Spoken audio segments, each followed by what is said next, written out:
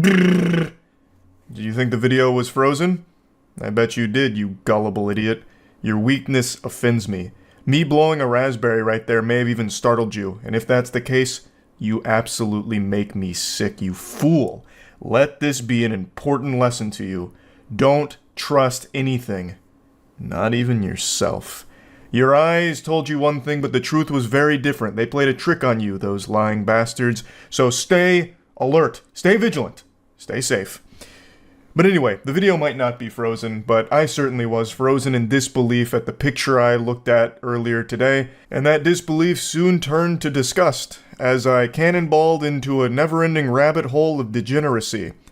And I thought it was interesting, so I figured, let's talk about it. So Ruby Rose is a very popular individual right now, and she posted this on Twitter today. I ran into my #1 spender on OnlyFans, and we are blessed with two magnificent pictures here. On the left, it is Ruby Rose posing with her #1 piggy bank dumper. Now let's turn our attention to Exhibit B and we can get the statistics. So he has been subscribed to her OnlyFans for a month and has spent a total of $62,000.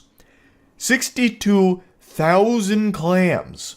Now if I may for a moment, I'm going to channel my inner method actor here and do an impression for you. This is his financial advisor upon checking his credit card statements.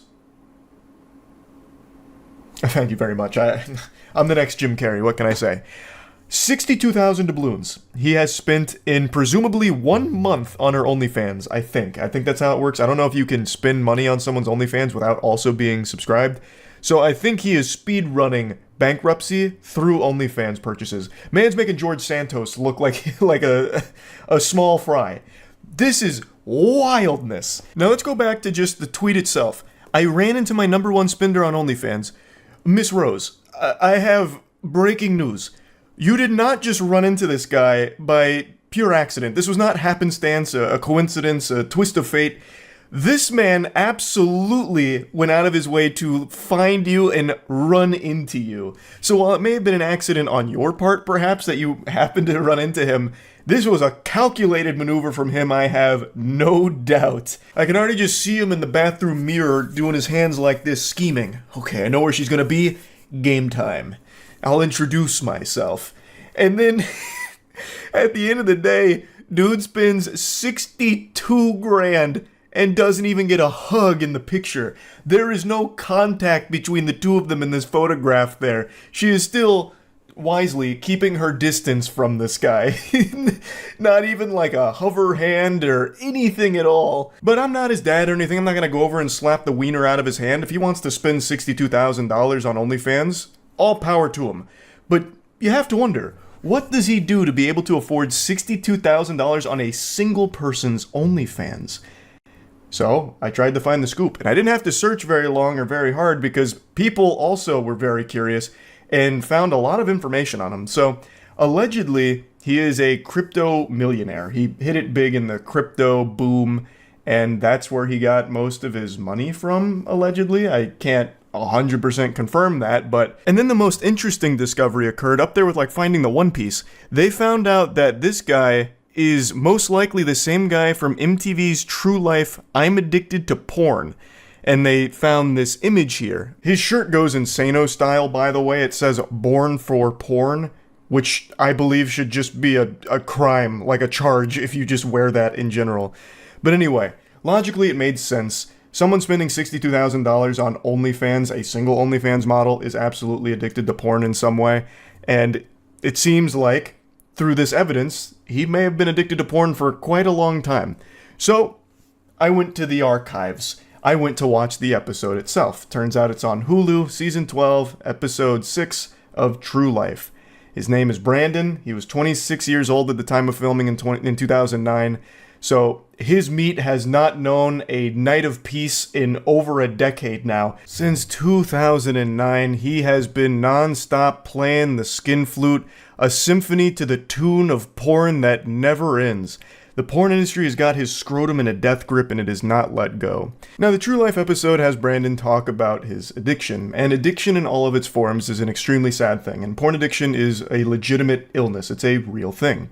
And Brandon talks about how it's affected his real-life relationships, and also it's kind of led him to have this inability to focus on things that are important, like getting a job. There's like a little chunk of time dedicated to his job search where he spends 30 minutes going through Craigslist looking for job listings, and then after 30 minutes, he just starts watching porn for 2 hours.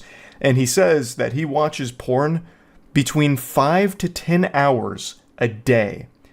5 to 10 hours a day watching porn. That is an incomprehensibly outrageous amount of time to be dedicated to watching anything at all. It's so sad.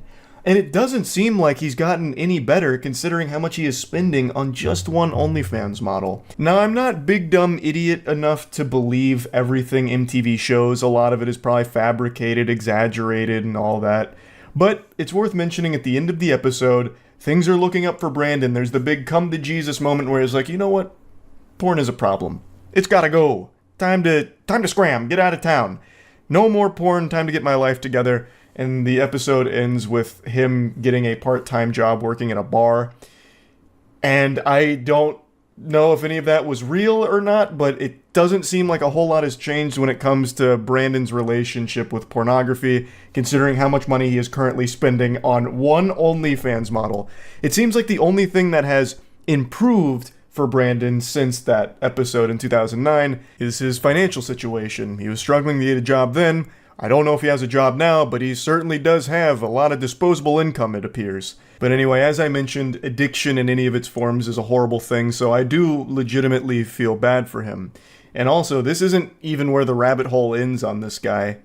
It also seems like he was friends with Juice WRLD. He recorded at least 2 videos like this, and it seems like they must have known each other, unless Brandon happened to have broken into Juice WRLD's place and then filmed these TikToks. I think they're TikToks. Obviously, this has nothing to do with the OnlyFans spending, but just another really weird tidbit of lore around this guy. But anyway, I think the important takeaway here is don't be like Brandon.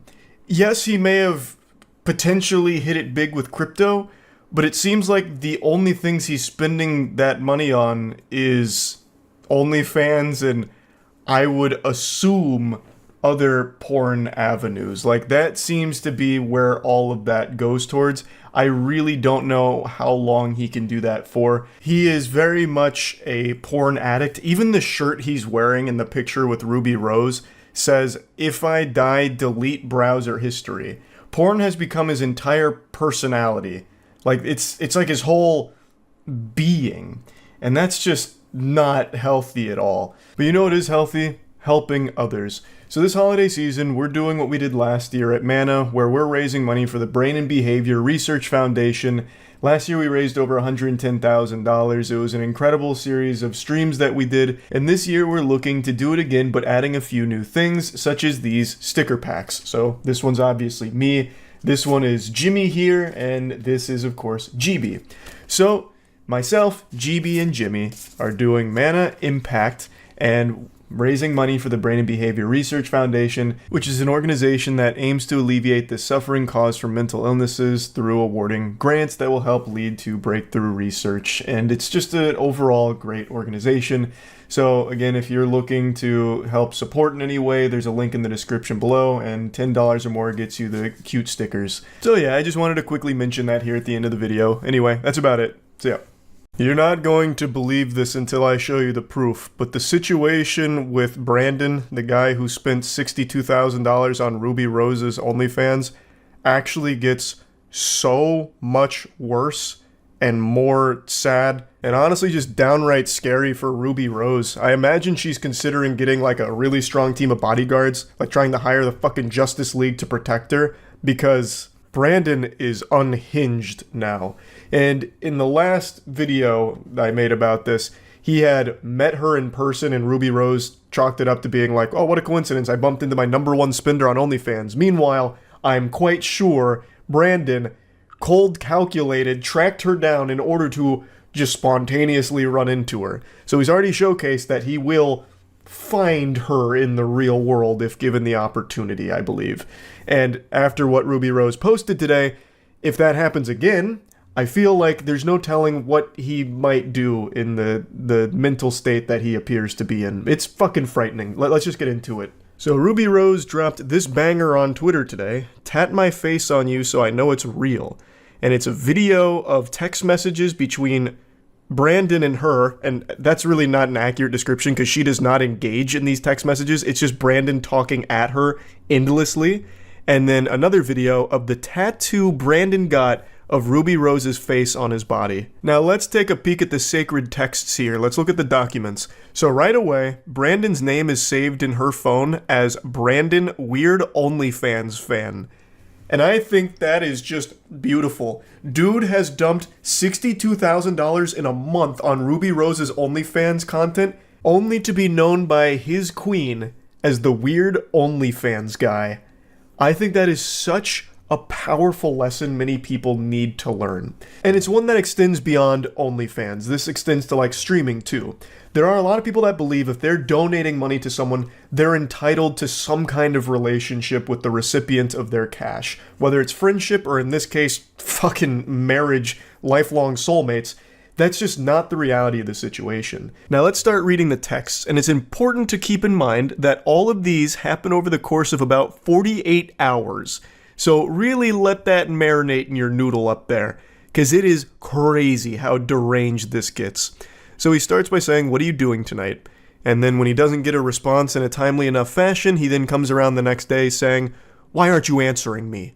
I thought we had a genuine connection." And then the legendary quadruple text, "Ruby, why aren't you answering me? I have invested so much money into our relationship." Pause.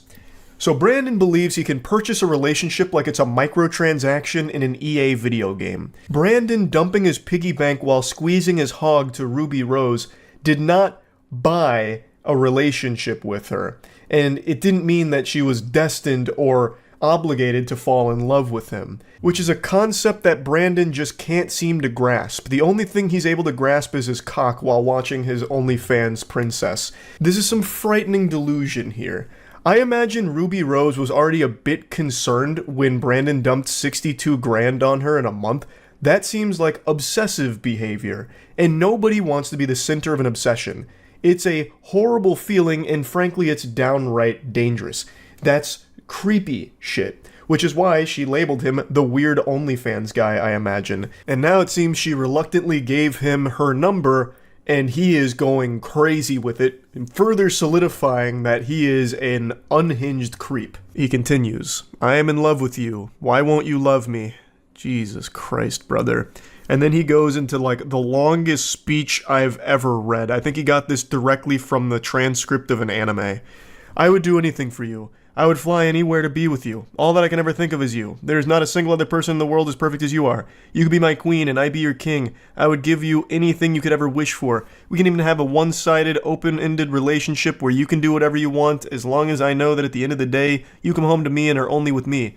I promise. I will treat you I will treat you better than anyone, Ruby. I love you with all of my heart. I've never felt this way about anyone. I want to marry you. I want to have a family with you. I want to only be with you. I would quit everything and give up everything just for you. I will do anything for you to love me. I will give you everything I have just for the chance that you never leave me. I want you to be with me forever. In my eyes, I've never seen or known something that I am so sure will be perfect. I can imagine waking up every day and looking over at you asleep on the bed looking perfect while you sleep and I run my hands through your hair, or my getting you the largest diamond ring that I can find so that it's on the hand of a true queen. I will buy you whatever car, boat, or jet you want. I will never love someone as much as I love you, Ruby. I love you more than Bitcoin. I only love you... I love you more than Bitcoin. Shit, he just won over my heart with that one. Wow, more than Bitcoin? Really, Brandon? What the fuck? That's a lot. That's a lot of love. I will give up everything to have you to only be mine. Please don't ignore me, Ruby. I am sending you more money right now. You are making me cry right now by not answering me. I am bawling at the thought, thinking that you won't be with me forever, and that you don't love me anymore. I don't know if there is a point anymore to anything. What the fuck do you mean you don't love me anymore? She never loved you in the first place. You have only ever creeped her out, clearly. All I can ever think of or dream of is you. You are on my mind all day, every day. Thinking of how you smelled in the hotel lobby when I first saw you. Thinking of your perfect voice. Thinking of your perfect smile when you first laughed awkwardly as I told you that I was your #1 fan. Everything about you makes me get butterflies in my stomach. Oh, it's making my fucking skin crawl reading this. This is like the most alarming text message I think I've ever fucking read. Without it just being like an overt threat, this is like the closest thing I've seen to just downright declaration of cringe, like frightening obsession. Like, good God. So, it seems like Ruby Rose reluctantly gave Brandon her number when he somehow just magically bumped into her the other day. And this is how things are going. Clearly, these feelings aren't reciprocated because Ruby doesn't even know him. And he doesn't know her. He has an unhealthy obsession with her. And he's imagined this fantasy world of them getting married and all he can think about is her. The obsession is very scary. As I mentioned in the last video, Brandon is a porn addict. He was on an entire TV show dedicated to his porn addiction. And it's clear he is still addicted to porn. And now he is obsessed with her. He actually has a mental illness that needs professional help, clearly. And this is just terrifying. Please tell me you're just very busy and not seeing my texts right now, princess. Please? I cherished every second I was with you. I adore you. You are the reason I wake up every morning. I have no purpose without you. You are my rock. Ruby? Ruby, stop ignoring me! Why are you ignoring me after all the money that I've given you to show you that I'm only loyal to you and how much I love and appreciate and adore you? How dare you not answer me? I see you actively posting on your Instagram story, and you have not answered me once. You are making me very mad. I have treated you like a princess, and you won't even take the time to respond to me. I will not tolerate this. So he's going full mask off here into his Batman supervillain origin story, and I can already just see him slamming his fist into his desk at the last part of that message. I will not tolerate this any longer. Notice how all of this is taking place over the course of hours, like a handful of hours. It's all one day to lead to this, spiraling into the deepest pits of hell with this fury that not even Lucifer could conjure, all because the OnlyFans model that he sends so much money to isn't in love with him and responding to his text messages. His very creepy text messages, mind you. It's not like he's just trying to have normal conversations. He's immediately opening with like, I love you. We need to get married. You are actually all I think about, all I dream about. You are literally my purpose. You are my fucking rock. I know I'm a stranger to you, but you are actually the only angel in my life. You are the sun that shines for me. And I'm looking at the sun and it's not burning my eyes. It's opening them. Luckily, Jekyll comes back out and he puts Mr. Hyde away, and, you know, he's very apologetic for his outburst. It was highly unprofessional and ridiculous, actually. Which, again, this is not uncharacteristic of someone with an obsession. These violent mood swings and all of this anger, obsessions are a horrible thing. And this is clearly an obsession. So, he says, I am sorry for getting mad at you. I did not mean to. I shouldn't have, but the love I have for you causes me to get very emotional, especially about you. I love you so much, Ruby. You're my world, my rock, my queen, my everything. There's nothing that I wouldn't do to make you the happiest little princess in the world. I promise that I love you, and only you, for you. Wait, I promise that I love you, and only you, for you. It's like a fucking riddle. What is that? That's like some kind of gotcha moment that Gollum would have used on Frodo Baggins. I don't understand. But anyway, I don't care about your followers, your fans, your money. I only want you. Oh, wait, I get it. He's saying, I only love you for you, as in, like, her personality. Like, I don't care about any of the other stuff. I love you for you, babe. Oh, my goodness, that's so sweet. Oh, and they say chivalry's dead. Wow. What a heart melter. You're the best thing that ever has happened to me. I know that we only met for 5 minutes and that you had to leave, but I have cherished it so much I cannot stop thinking about it and you. You were magnificent. It was almost like it was out of a movie when I first saw you come down the elevator with your perfect smooth hair, your perfect clear skin, your beautiful smile and eyes. I would never change a thing about you. I only want you forever, my queen. You'll be the only thing and all that I need to be happy. You become my sole purpose in life. Baby. It's so over the top that it almost seems satirical, like it's supposed to be a parody of an obsessed stalker for an OnlyFans model. But I really think this is genuine, not only because he gets a tattoo, and I'm pretty sure it's a real tattoo, but also just knowing Brandon's history, where he is legitimately a porn addict, and even had a whole show episode dedicated to it. So I really do think this is all genuine here, and that is very alarming. But for just a moment, let's go ahead and play with the idea that this is all fake. What would be the purpose? I suppose if this is all like a coordinated effort between Ruby Rose and Brandon, it could be used to try and drive traffic to Ruby Rose's OnlyFans, perhaps? But I still think that's a bit unrealistic because I don't think anyone would ever agree to play this role, and I don't necessarily see this leading to a lot of new OnlyFans signups, because if anything, it highlights the, danger of it to a certain extent. So I don't think it'd be a successful marketing campaign if this is all fake and that's the purpose. Please, answer me, my queen. Please don't leave me. I adore you, Ruby. You are all I need to be whole in life. I will never leave you or even look in the same direction of another girl. I want to marry you. And then he sends another 30,000. I even spent 30,000 more on you since we met because I thought we had something genuine and real. It's so crazy. What do you mean?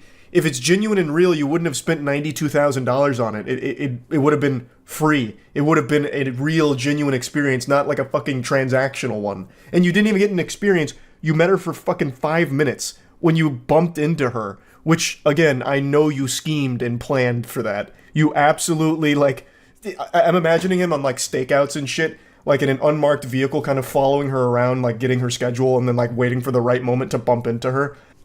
I will empty my bank account just to be with you. I will travel across the country just to randomly run into you again. I will never be over you. You are the love of my life. My perfect little princess, you are stunning. You are my breath of fresh air in a world that is so dark and cold. You are the sun to my thunderstorm, the spurt of luck in my day, the pot of lucky gold at the end of the rainbow. You are my everything in this life. That has to be the worst written line in the history of humanity. That is the worst romance line that has ever been fucking put to paper. Well, put to text. That's worse than 50 Shades of Grey writing with the sodden panties and the, I don't make love, I fuck hard. That, what he just said there, that whole sentence is nauseating. And I wish nothing more than to spend the rest of my life with you. I can spend all of my money and be homeless just to wake up every day knowing that you are happy. I can watch you have sexual actions with other men just to pleasure your sexual needs. I can be your sissy boy and let you boss me around while I do whatever you demand of me in my sissy maid outfit. I will do anything at any cost just to make you happy and just to be in the same room that you're breathing in. I have an obsession with you since the day I first saw you on Instagram. Ever since that day, I have made it my life mission to one day have the chance to see you. I'm going to skip a couple of chapters here, 6 paragraphs worth of more, fucking vomit from his mouth, and go to this. I will send you 10 Bitcoin right now if you answer me. That's worth almost 400 grand. All you have to do is respond to me with one word, Ruby. Please, I need your attention. I need to make sure that my kitten is safe. He's actually trying to bribe her again. Look, 400 grand for you to say anything to me. And actually, doesn't even need to say anything. He goes down and says, all you have to do is just react to one of my messages. Please, I beg you, I cannot think of life without you. So all she has to do for 400 grand is just react to one of them. It could be like the laughing, crying emoji or something, like how cringe all of it is. And he would then give her 400 grand. Holy shit. That is so fucking pathetic. Now, I'm skipping around again here, but then he sends her pictures that he's in a tattoo parlor saying he has a surprise for her, and then sends pictures of the tattoo being done and then the finished work as well. That, to me, does seem like a real tattoo. I don't think that's one of the fake temporary ones, but it's kind of hard to confirm beyond a shadow of a doubt, 100% it's real. In the pictures, it seems like there's not a lot of redness there, which every tattoo I've ever had quite a bit of redness around there and, some blood still oozing out. In the pictures, I can't really see that, but it's also possible that it's just been wiped away. And in the videos showing the process, it does seem like he's actually getting a real tattoo. So I'm leaning more on the side of this all being true and not just fake or some kind of scam or anything. And that's scary. This whole situation is fucking frightening to see the inner workings of an obsession. And his behavior isn't even unusual for obsessed people. This is why it's so dangerous. These fucking violent mood swings, this outrage, it's a terrible situation. It's a legitimate mental illness. It's really sad. It's actually sad, and he needs to get professional help for it.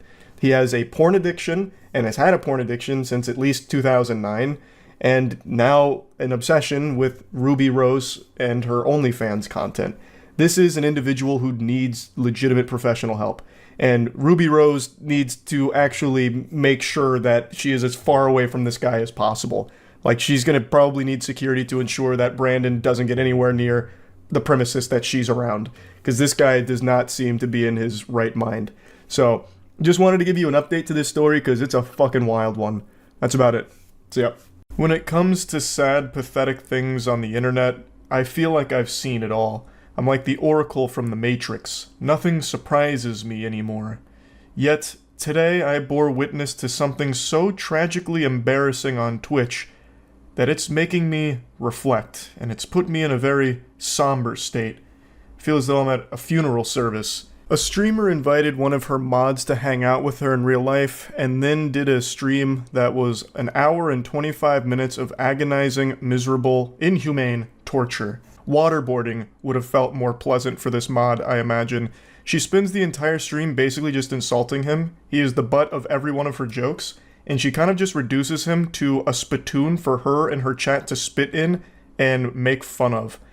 Now, I think punching bags get treated with more respect than this guy did, and it only got worse the longer the stream went on. She had a donation goal where if the stream gave her $500, she would kiss him. Oh god, fuck. I'm sorry. Sorry, one more shot, guys. Dang. If you ever want to get drunk really fast, just have to kiss till you'll be fucked up by the time the night's over. That is soul-crushingly mean-spirited. That is downright diabolical. Saying if you want to get drunk, just try and kiss Dilly, you'll be fucked up by the end of the night.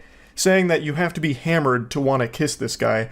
And this is the attitude for the entire stream. So she makes it pretty clear that she can't really stand to be around him unless she is extraordinarily drunk. So the whole time she is drinking throughout the stream, they reach the donation goal, so now she's obligated to give him a little smooch.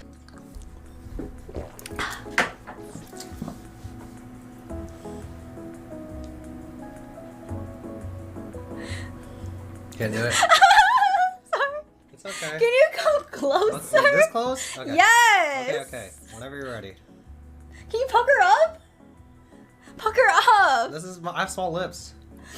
You snotted on me. You just snotted on me. This is my allergy. You went, little snots went on my leg. It did? I'm Yes. so sorry. Okay. Oh my god. All right, come on. Okay. Sorry. I need to wash my mouth. If I was watching a hostage video where someone had kidnapped my grandmother, threatening to slit her throat unless I paid the ransom, I would honestly find that video to be less cruel and more humane than this Twitch stream I just watched. This is absolutely brutal. My heart breaks for this guy. I don't know who he is. I don't know what he's done to deserve this, but this is like a divine punishment here. This whole thing was her idea. This was her donation incentive. And now she's acting like it was the worst thing that ever happened to her. It's so bad, she's got to go rinse her mouth out. She's got to fucking brush her teeth and scrub it all down with soap and bleach just to try and erase the stain that his lips put upon hers. It's just evil. This whole stream is her basically just bullying this guy. Well. Jesus Christ. Well. Are you okay? I'm good. Okay. I'm back, guys. Sorry, I'm good. I'm good. She's putting on this big song and dance about how gross and disgusting this was, when it was her idea. She's doing this just to make him feel even worse, and put on a show for her chat at this guy's expense. Like, oh, this loveless loser virgin flew all the way here, and oh, I just had to kiss him. Like, that's so mean. And this should be a wake-up call to her chat that, like, donates money to her under this idea that she's going to like them or something like that, or parasocially donating to her because they think that they're going to be friends or even more than that. This should be the biggest wake-up call. Your third eye should be fucking beaming from your forehead right now with this out there. This is her mod, someone who literally, like, does a ton for her. And this is how he's getting treated in front of everybody.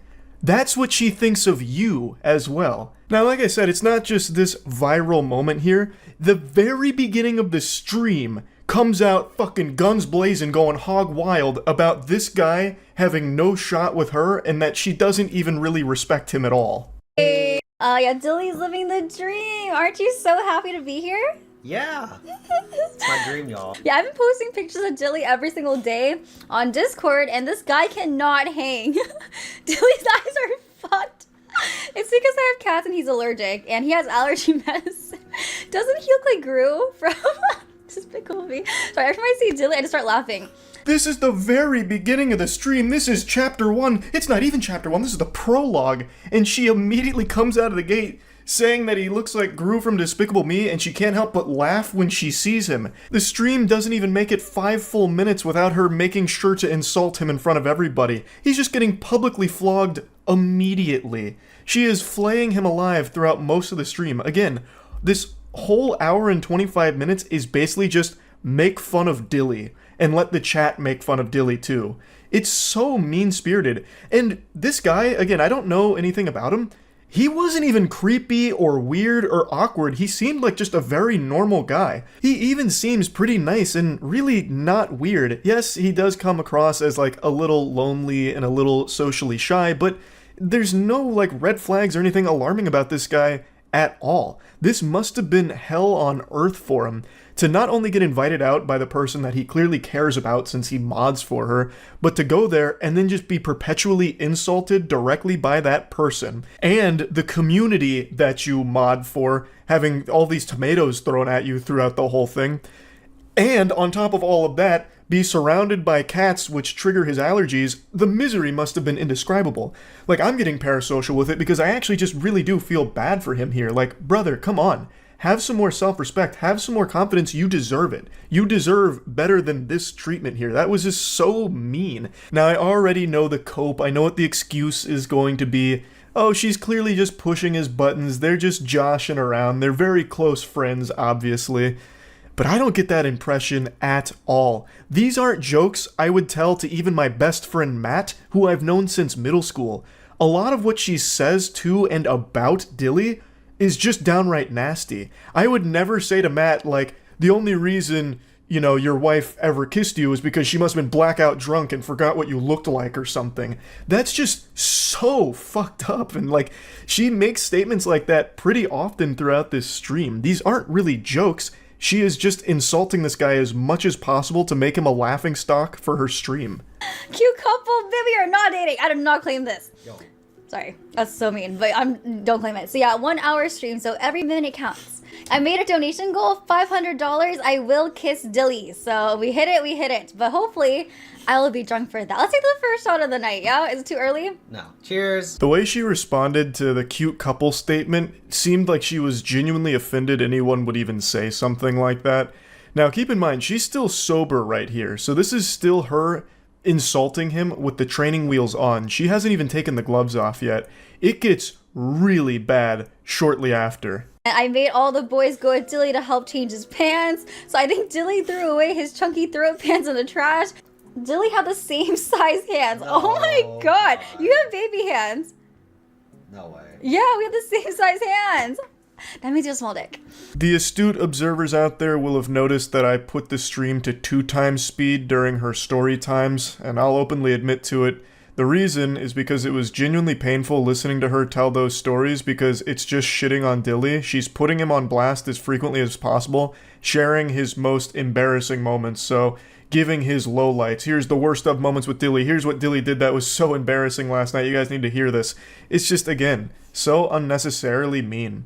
And then, of course, she has to do something about penis size, so she says, we have the same size hands, which means you have a tiny dick. Your hands aren't even the same size. His hands are visibly bigger than yours, but again, this is just being rude for the sake of it. Nobody is meaner to tier 3 subs or Twitch mods than the streamer themselves, it seems. She is so much nastier to her mod than anyone on Twitter has ever been to any mod for any streamer ever. Now, there are a couple times in the stream that she says that they're good friends, so it's all, you know, in good fun.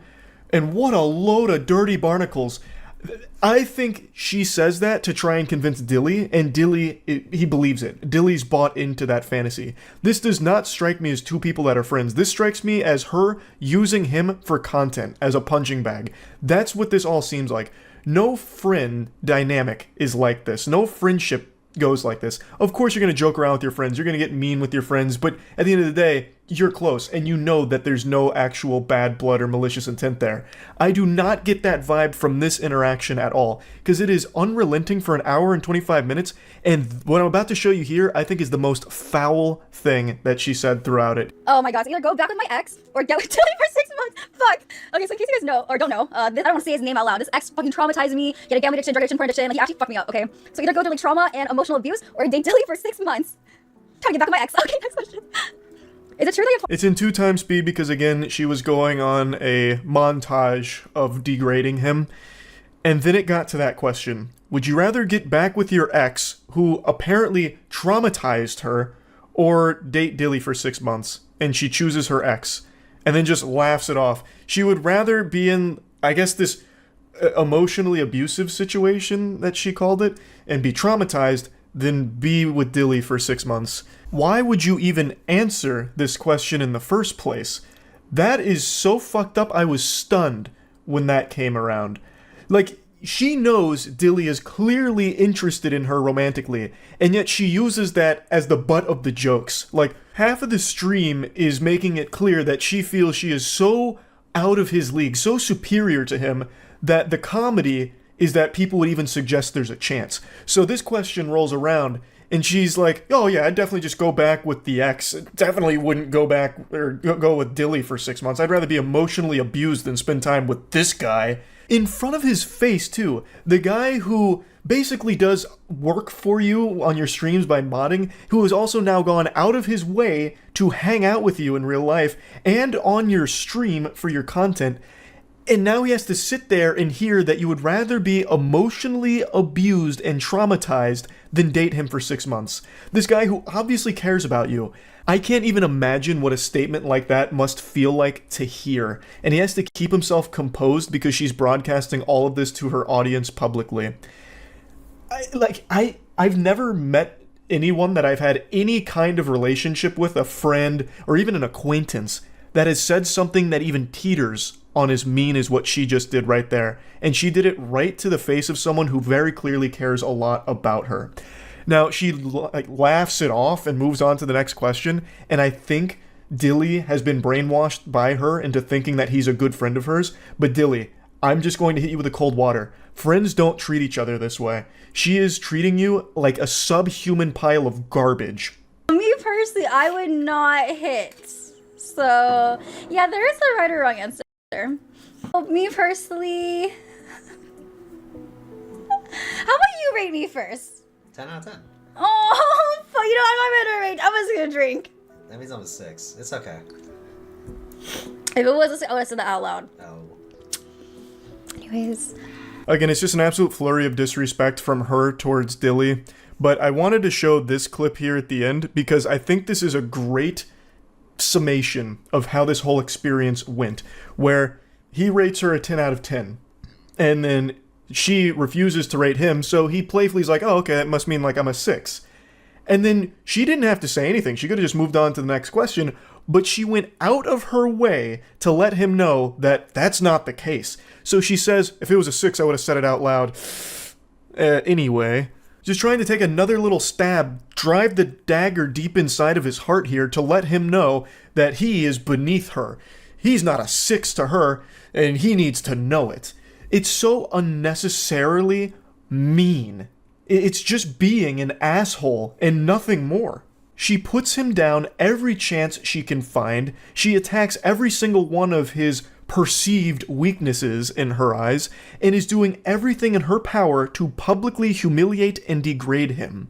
It is not friendly. There is nothing jovial about this whole stream at all. It is mean-spirited and just really fucking sad. Like I mentioned, there was a couple of times she tried to cushion the blows, like, oh, we're such good friends, this is all okay. And then when one of the questions during Truth or Drink is, what was your favorite thing about Dilly? She says that he's nice, and that he's like just super nice and not awkward. Those are the only couple of instances where she wasn't just shitting on him. And I think she did that because she could see from the chat that people were dogpiling onto Dilly, and it is just a really uncomfortable stream entirely. How likely is it for him to pick up a girl tonight? I'm gonna answer this honestly. Honestly, you're not getting shit. I think maybe a girl will be down to dance with you, you know? That's a win. But there's no way. I don't think you're getting any girls' numbers. Or going home with. I'm gonna say it's a 0 out of 10. Well, obviously, I wouldn't bring anyone back here, but I would let you. I'm a good friend. So if you want to bring a girl back here, you can. Wow. But I'm just being honest, I don't see it. Prove me wrong, though. You know, prove me wrong. I was perfectly content to not show you any more clips from the stream. I was just about to end the video, but then I remembered this moment, and I just had to showcase it. Even if it's not directly about her, she won't even let him think he has a chance with any girl, for that matter. None.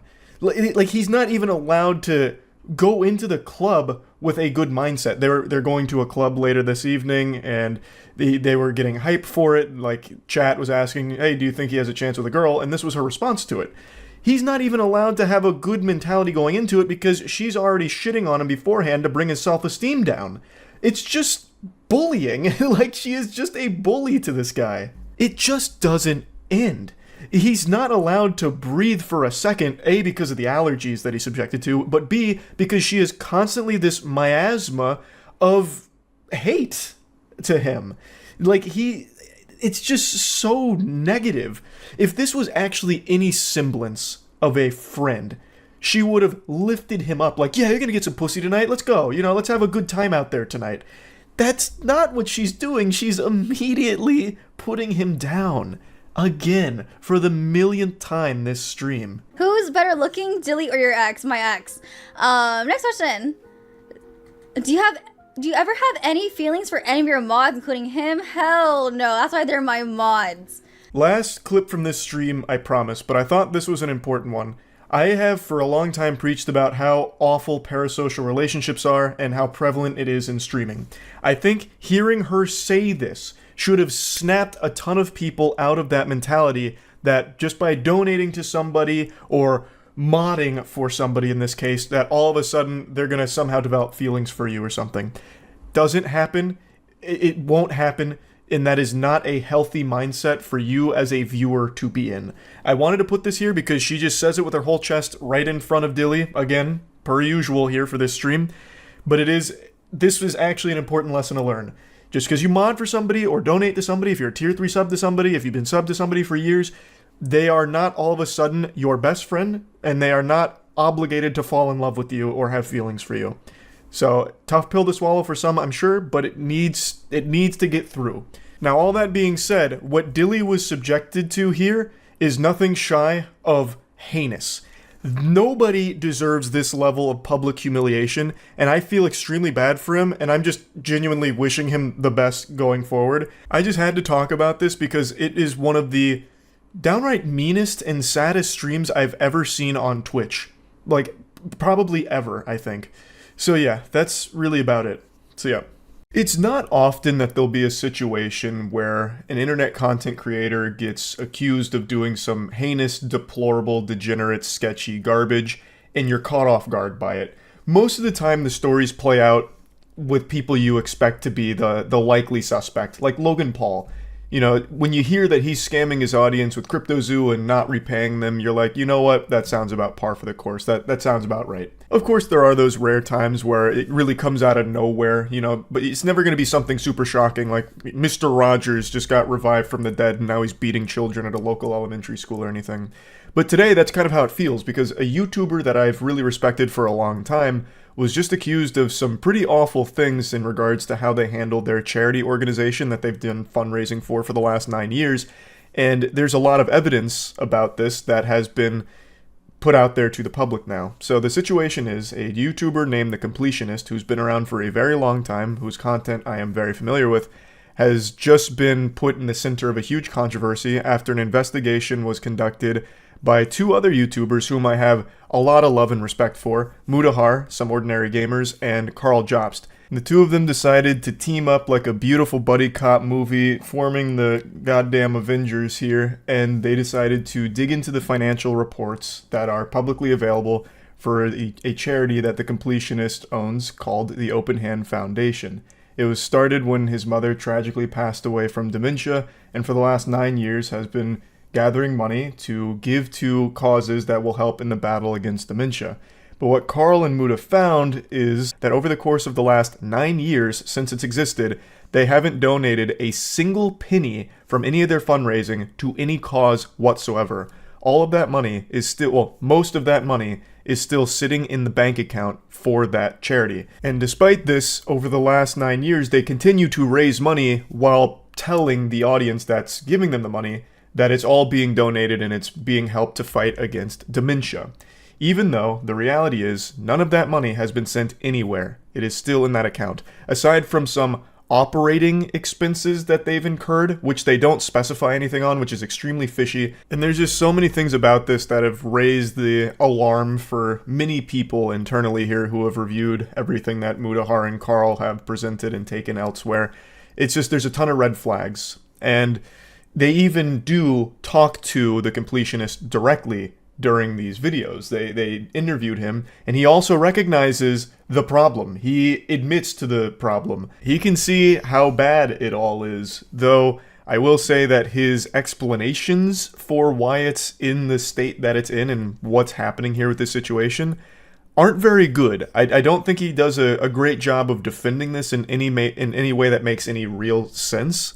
So the whole thing is extremely unfortunate. Now, he hasn't made a full official public statement yet aside from these interviews, but it's not looking very good. There's really not a whole lot of wiggle room for this just to be classified as like, you know, digging up dirt and drama on nothing, making a mountain out of a molehill. No, this is like pretty watertight evidence that they presented, and even the person at like the helm of it, the completionist, recognizes that, yeah, it's a huge problem, it's bad.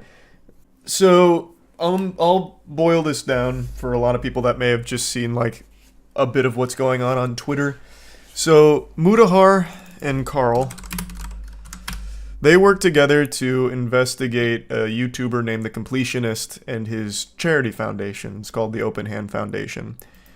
And basically, since it's a charity foundation, their records are public. So they can see what money comes in and what money goes out, like to charitable causes.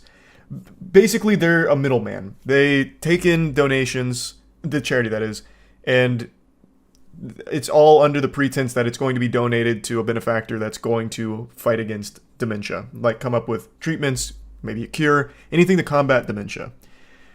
Mutahar and Carl decided to dig through their financials because, again, all of that's public, and what they found is since 2014, they haven't donated a single penny to any causes, anything at all. All of that money, it's like $600,000 and some change, is still just sitting in their account. Despite the completionist doing these charity fundraisers yearly and telling people where, you know, like the money's going here and there and it's being used to help people, this and that. Meanwhile, it has just been sitting in an account. And they interviewed him, and he also recognized, like, this is a problem. And there was a couple things he said that really didn't sit right with me, where he kind of made it seem like his biggest concern was his public image as a result of all of this.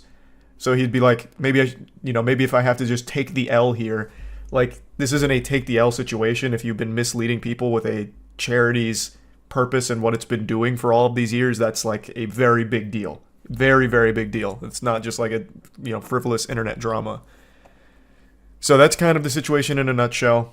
He hasn't come forward with like a full statement on his own outside of the interview they did where he does own up to all of it, though he says it's not on purpose. He's just made a mistake.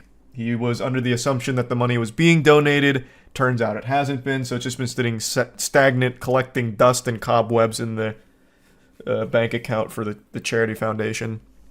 And there was a lot of other really weird stuff, and I won't get into the weeds. I highly recommend watching either Mudahar's video or Carl's video on it where they go over it. But there are a lot of other weird things in there, such as the way that they report what money gets spent on like operational costs. There was just a lot of red flags. But the biggest thing is he continues to raise money for this charity. Everyone who donates believes that money is going towards the cause that he is promoting, like, hey, this money is being used to combat dementia, find treatments, this and that. That's where we're sending the money. It's not. It's just sitting in a bank account. So that's the big problem. It's just lying to the audience. Now, from everything they've reported, Mudahar and Carl haven't said that he's pocketing the money or anything like that. I know Dexerto ran a dog shit article claiming that that's what Mudahar and Carl were saying. They're not. They are not making the claim that the completionist or anyone on his team is taking that money for themselves. It's just since, again, all of the records are public, you can see that the money is still just in that account. It is still just sitting there for 9 fucking years. And it's because they can't find the right benefactor, which is a really weird excuse. That doesn't make a lot of sense at all. Didn't they have like 100K operating expenses? Something like that, which again, they don't report what the actual operating expenses were, like specifically, which makes them very vulnerable to an audit, which is something they talk about. It's just all very fishy. It's very poorly ran. Poorly ran is being extremely generous. There are so many things in here that don't make a lot of sense at all. I want to show you a clip from Carl's video, actually a couple clips from Carl's video.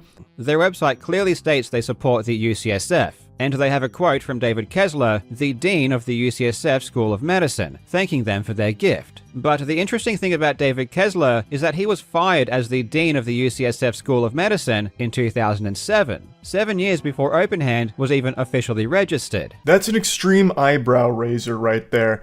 To any detective worth their salt, they'd puff on their pipe, let out a big puff of smoke and say, "Baloney, what's happening?" and dig deeper, which is exactly what Carl and Mudahar did.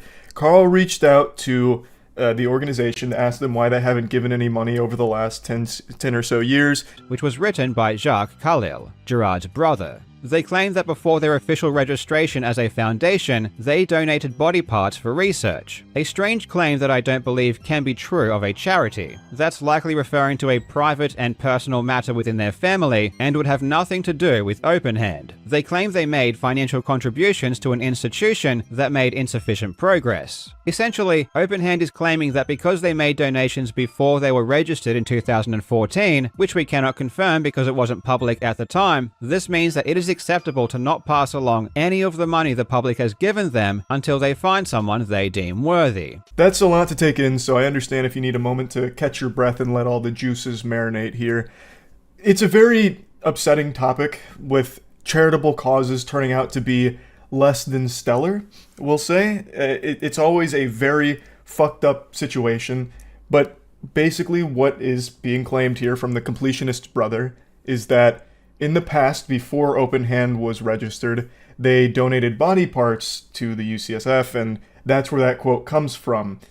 But, like Carl mentions, that has nothing to do with OpenHand, so why would you be using that quote on OpenHand's website? It's very misleading to people. If I'm someone that's donating to the OpenHand Foundation, and I'm seeing that quote, I'm assuming that this means the contributions are going to them. And here's them saying, thanks for all the support. But that's just not the case here at all. The money's not going anywhere, and that quote does not apply to donations that they're receiving from OpenHand. And going a bit further, the completionist brother is saying that they did give money in the past before they were registered, which Carl says they can't confirm since it wasn't public. But he's saying they gave money in the past, they didn't like the progress, they thought it was insufficient, so now they're just waiting for the perfect partner, the perfect benefactor to give the money to now. And it's been 9 years and they still haven't found it. So it's just incompetence, not malice. It's more than incompetence, though. It'd be like full-blown negligence to the point where it's like borderline illegal. I don't even know it'd be borderline. I think it would be just like straight up illegal if they get audited and they find all of these like big red flags. You can't just have a charitable organization make all of these claims about where the money's going. On their website, they even list like a university that they say that they're one of like the historic funders of or something to that effect, even though they haven't donated any money to any of those causes or anything in general. Like it's all very, very bad sounding. I'm very curious to see what the Completionist will say about it outside of the interview he did here. I would really like to hear more from him on exactly what the fuck is going on and why it's in that place.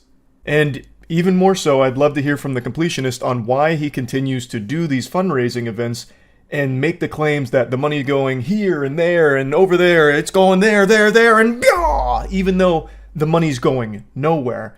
Why does he continue to mislead the audience into giving money under the belief that it's being sent to these different places when it's not? If they've been looking for a beneficiary since 2014, why has Gerard been claiming they support organizations across the world, including the UCSF and the Alzheimer's Association?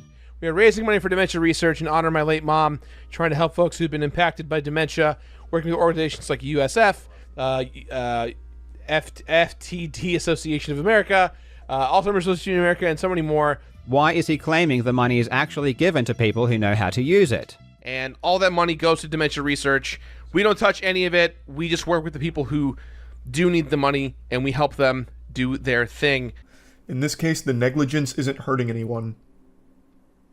When I read things like that, like I just have to sit there and process it for a second. It takes a while to register just how you could actually believe that, like legitimately, or if you're just kidding.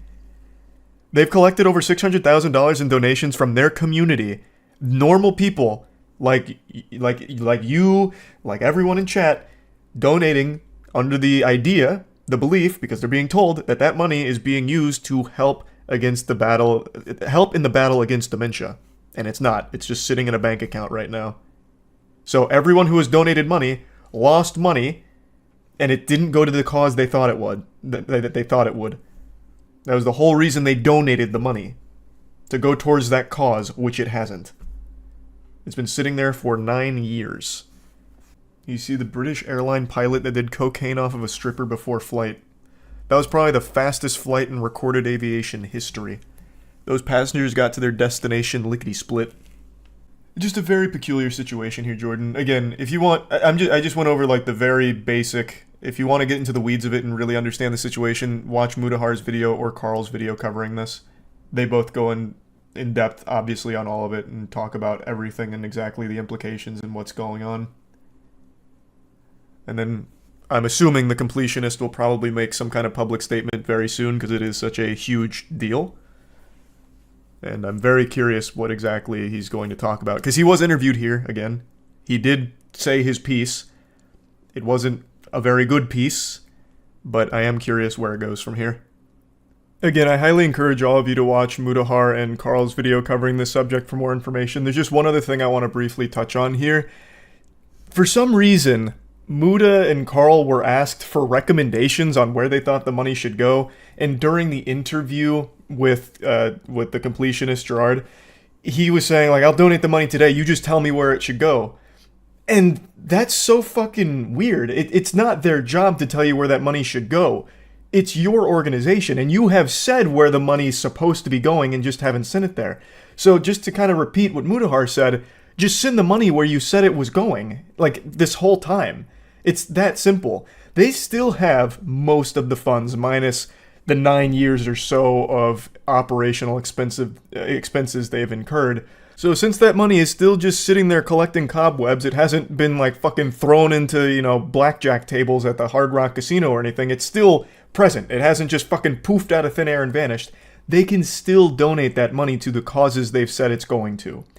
Now, of course they should absolutely do that, but the question will always remain now, are they doing that because of this investigation that's put a lot of public pressure on them to do so? Or were they always going to do this at some point and this was just the final push they needed to finally get there? I'm not doing a good job of explaining the conundrum, but basically there's always going to be this doubt in the back of everyone's mind about their intentions regardless of what happens going forward. Was this charity from the very get-go designed to be a charitable fraud situation where they collect money from the audience, hold on to it for a really long time, and maybe gradually tap into it to use for their own expenses, or maybe at some point they just take it all out for themselves and pocket it? Who knows now, because it's been 9 years and they still haven't donated a single dollar of what they've gathered. And I do think they are going to donate it now, but would they have if Mudahar and Carl didn't investigate this? Would they have ever donated this money if the investigation didn't happen? Who knows? Who's to say? Which is why it's always going to be this like doubt in the back of people's mind on what actually was their goal with the foundation, if not to donate the money to the causes they said they were. This is super fucked up. I am extremely curious to see what the completionist is going to say about this going forward publicly. I'd really like to hear from his side a bit more on what exactly is going on. But it certainly doesn't look good, and this is a subject that really hits close to home for me. Many of you might remember for a long time I would donate all of the money I made on YouTube to various charities. Over time I realized a lot of the organizations that I was putting money into were not exactly the best and engaged in a lot of sketchy practices, and a lot of the money didn't go where they claimed it would. So charitable fraud is always something that I'm pretty passionate about. It's a really disgusting idea to take advantage of people's generosity and people's will to fight against something for the betterment of the people they care about, the rest of the world. Just taking advantage of people and exploiting their generosity is such a foul concept. And I really hope that's not what the goal of this organization was. I'm hoping this actually is just a case of them being not exactly prepared to run an organization with money of this caliber and just didn't know what to do with it or how best it could be used. I don't really know. There's not a whole lot of ways of looking at it positively, but yeah, I just had to go over this situation a bit because it's a pretty upsetting one. That's really it. So yeah. This morning I was making myself a peanut butter and honey sandwich, which I do most mornings since it's the breakfast of champions. It'll make you big and strong for a growing boy like me. However, when I was putting the honey down after pouring it on the bread, I made a fatal miscalculation and I dropped the bread. I fumbled it. Everything went slow motion as I watched it hit the floor. I was upset, devastated. My heart was broken, day nearly ruined. However, it wasn't the saddest thing that's happened to me today. The saddest thing that's happened today is me watching this video about a woman who's cheated on her husband so many times that she's convinced him it's actually a good thing and healthy, and now they're swingers. Let me make it clear that I'm not the relationship police here. If they're happy, all power to them, but it doesn't make it any less goofy with the video they put out there about it. So let's go ahead and go over it. This is Christina. She fell in love with Mark. I don't know why the narrator hates Mark so much. They just like reluctantly introduce him. They just let out like a big sigh, a huge pause. Christina fell in love with Mark, I guess. I don't know what happened here. They were so enthusiastic to introduce Christina, but when they got to Mark, it was like a balloon deflating there. It was like a fucking funeral service. They were like, hey, Christina, wee, and then Mark. Despite being in love with Mark, Christina also found she had eyes for other men. I kept cheating so much and I just couldn't stop. When I did find out, it was very devastating. I was heartbroken, to say the least, about it. I started thinking, oh, maybe I'm not good enough for her. I just kept cheating and I couldn't stop. There was just a cock demon inside of me. I'd be walking down the street and I'd trip and fall onto more penis. It was an uncontrollable urge. It was like a car with a brick on the gas if that car was barreling towards more wieners. And then Mark's like, yeah, I got cheated on. It didn't feel great. You know, it wasn't like an S-tier experience. I was heartbroken. Didn't feel amazing. Rather than let the cheating break the pair up, they decided to explore new experiences as a couple. I just said, let's try this swinging thing. This is where it gets pretty manipulative in my eyes. So she's been cheating on him a lot, and now she's finally dumping the cold water on him, taking the training wheels off and saying, look, why don't we just try this whole swinging thing out so that way I can feel less guilty about cheating on you since now you can do it too. And it feels like Mark convinced himself it's a good idea because he can stay with her in this whole swinging thing. But it wasn't like a mutual decision between the two of them. She kind of like led him to it because she was going to keep cheating regardless. So Mark just goes along with it, it feels like. I'm not a fucking relationship expert. I'm not a couples counselor. Yeah, so we've been together for 17 years. And we've been married for 15 years. Yeah, we are soulmates. We finish each other's sentences from like day one. Yeah, so I've struggled with monogamy my whole life, ever since I was a little girl and had boyfriends in grade school. I would have multiple boyfriends at the same time. And then I cheated on him with like 4 guys. I was always open and honest about it. And just monogamy is not natural for me. Well, that's just dandy. Thank God, at least she's honest about it, because if she was cheating and lying, that'd be a disgusting combination. That'd be awful. You know, you can't even be really mad at her at this point. Like, hey, Mark, I cheated on you again today with another dude. It's like, hey, at least you told me. So now I don't feel as bad. Thank you for that, Christina. You're such an angel. I also love the way that she presents this like it's something that's beyond her control. Just like this almost illness that she's battling, this compulsion to cheat. Whereas other people are struggling with like drugs or alcohol or something. She just struggles with constantly cheating on Mark. When I found out, it was very devastating for me because at that time, I could have been monogamous with her the rest of my life because I loved her like that. It was hard for him to accept that, like, that I was only in love with him and only wanted to be with him forever, but yet wanting other men. It took a little while for you to like really comprehend that. It was tough at first, but now I get it and I'm totally on board and I love it now. I don't know what's so hard to understand. It's such a simple concept. She loves you, you're her soulmate, but she's also fucking other dudes. Like, hey, what? Don't be selfish, you can't share? Huh? What's wrong with you, pussy? You insecure? You're not gonna let other dudes fuck your wife? Okay, big guy. Again, this is another giant red flag to me about manipulation because it feels like he knows it's wrong. Like, it's hard to wrap your head around it, Mark, because it's fucking wrong. But she is convincing him that she loves him so much, but just can't help but find other men too.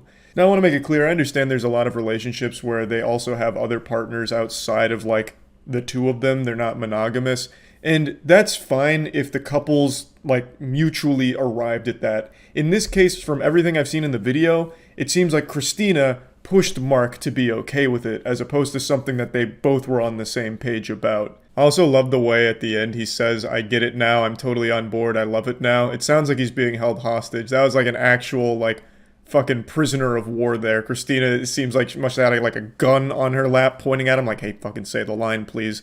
This is a YouTube video, we need to look good here. Say it! Say it! Say you love it!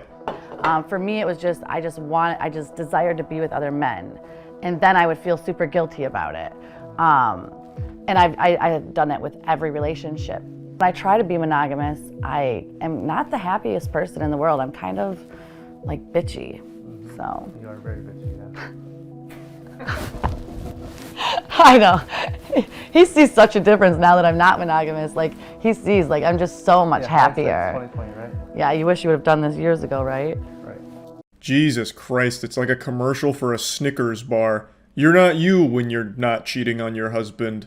Honey, you're acting so crazy today. Honey, why are you being such a bitch? You know what? I'm gonna call up my friend to come fuck you to calm you down a little bit. Or, better yet, why not just go to the local hockey team and let them spit roast you in the locker room? And that way you can come home a little bit more mellow, okay? You're acting nuts, and I'm gonna need you to go have some sex with some other dudes so that way we can have a more healthy relationship. It's so, like, weird, the way he just goes along with it. She's like, oh, I bet you wish you had done this years ago, right? Yeah. Oh, it's so much better now. Even though, like, his face kind of says the whole story, it doesn't seem like he's really happy about it, honestly. But again, I'm not the expert here. Maybe he does love it. I couldn't tell you. But either way, it doesn't seem like he was the one that arrived to this decision naturally. It was something that was kind of forced upon him if he wanted to stay with Christina, whom he seems to really love. Our family and friends, they basically all found out that we were swingers through TikTok. Never once has one of our friends of 26 years said, I saw that you guys were swingers and I accept you for it. They all want to follow my TikTok, but yet you've been my best friend for 26 years. You've ghosted me. Who gives a fuck? It's not your friend's responsibility to sign off on your relationship decisions. You shouldn't be looking or demanding them give you a green light or a thumbs up, a pat on the ass, like, hey, good game. When's my turn with your wife, Mark? Like, they don't have that responsibility to you. Sure, they can give advice or input or whatever, but to be mad at them for not signing off on it is super weird, and to be, like, angry at them for not, like, going out of their way to be like, oh, we totally accept this. They don't care that much, I imagine. If my best friend came up to me and was like, Charlie, I'm a swinger and a cuck. In fact, I'm just a cuck. I'm not a swinger. I don't get any action on the side. I just let my wife fuck other dudes. I'd be like, all right, bro. I mean, that's fine. So when are we playing Elden Ring? I also do appreciate that apparently the news broke to all their friends and family through TikTok. That sounds about right. TikTok is such a wild and wacky space. It's ridiculous how like nervous I get about going TikTok live. 27,000 of my followers are on right now, which is pretty good for 10:30 a.m. Hello, TikTok live. How are my people doing? Mark, answer if he gets jealous or not. At the time that I got jealous, she actually had a side piece, and mine Two of was them. kind of like ghosting me and acting a little crazy, and so I just cut it off with her. So I had no side piece, but she did, and it kind of made me a little bit jealous. Why even jump in there and interject? No, actually, Mark, you stupid fucking idiot. You goddamn Neanderthal. I had 2 side pieces. It's like, why even throw that in there? So they go on TikTok Live, which is another fucking weird space. TikTok Lives are a lawless wasteland. So they're on TikTok Live answering frequently asked questions. The question they're answering here was about, do you guys get jealous? She's like, nah, I don't get jealous. Why the fuck would I? Mark's like, well, actually, I did kind of get jealous one time. She's like, no, I was 2 dudes, and it was silly for you to get jealous, you goofball. So the whole thing is just a little odd. Swinging has changed our lives for the best. I mean, not only are we happier, we're healthier, mentally, physically. We don't allow toxicity in our life. Right. We only allow positivity in our life. We're active all the time. We're active. It's made us just more attracted to each other. It's made our love deeper. Yeah, if you say so, Christina. At the end of the day, if they're both happy, good for them. But it really does feel like Christina got the better end of this bargain. She got to have her cake and eat it too. She never compromised. She never learned how to just love Mark and only Mark, even though he himself was committed entirely to just Christina. He was the one that had to compromise in a big way to convince himself that the swinging lifestyle is great. And even during that, he mentions like some jealousy. And it's just, you know, it doesn't feel like it was something that they arrived to together. It feels like something that was forced upon the poor guy. But again, I'm not the expert. Maybe they're happy, super into it, you know, good for them, whatever. Still a very silly video that I wanted to talk about, and that's about it. So yeah. We're in a very perplexing pickle here, because I'm the gladiator of goofiness, the savant of silly, so anytime there's a weird situation that's a bit wacky, people update me on it, and usually I'll giggle about it, maybe I'll make something covering it. But now, today, there's something that a lot of people seem to think is a really humorous, silly situation when I don't view it that way at all. In fact, I view it as an extremely sad, distressing situation. It's everything that's been happening with FouseyTube. If you're like me with gray hairs in your beard, that name might ring a little bell in your cobweb-covered brain because it's a name that's as old as YouTube itself, really. He was around a long time ago doing pranks and all kinds of shit, and he was a big name back then. But he had a mental health meltdown that kind of caused him to step away from content creation for a while to work on himself and try and better his actual life away from the internet. And now he's come back as an IRL live streamer, broadcasting pretty much every waking moment of his life on camera.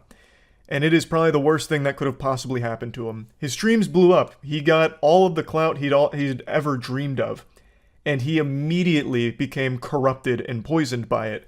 His broadcast went from the beginning being pretty wholesome and community-driven, like fun stuff from what I recall when he first came back. It was actually kind of cool to root for like an OG YouTuber stepping into a different ballpark, and he seemed like he was in a much better headspace.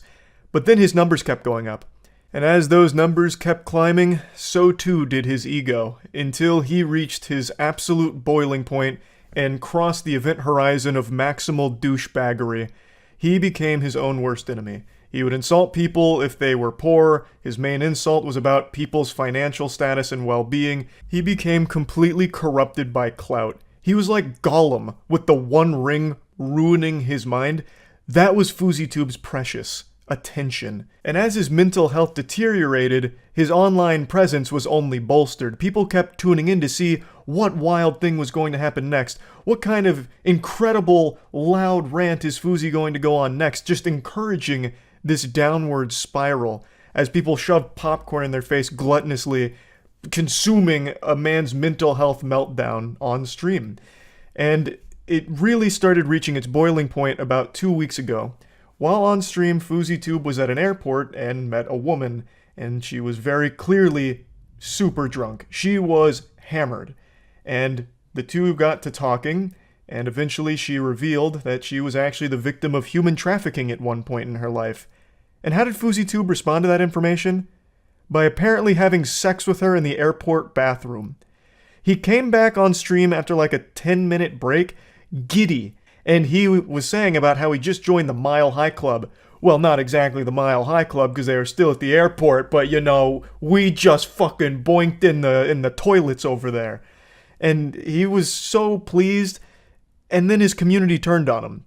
They were like, wow, that's actually extremely fucked up. She's super drunk, and she also just confided in you that she was the victim of human trafficking. How could you have done this, Fousey? You just took advantage of this woman. This is really degenerate, unforgivable shit.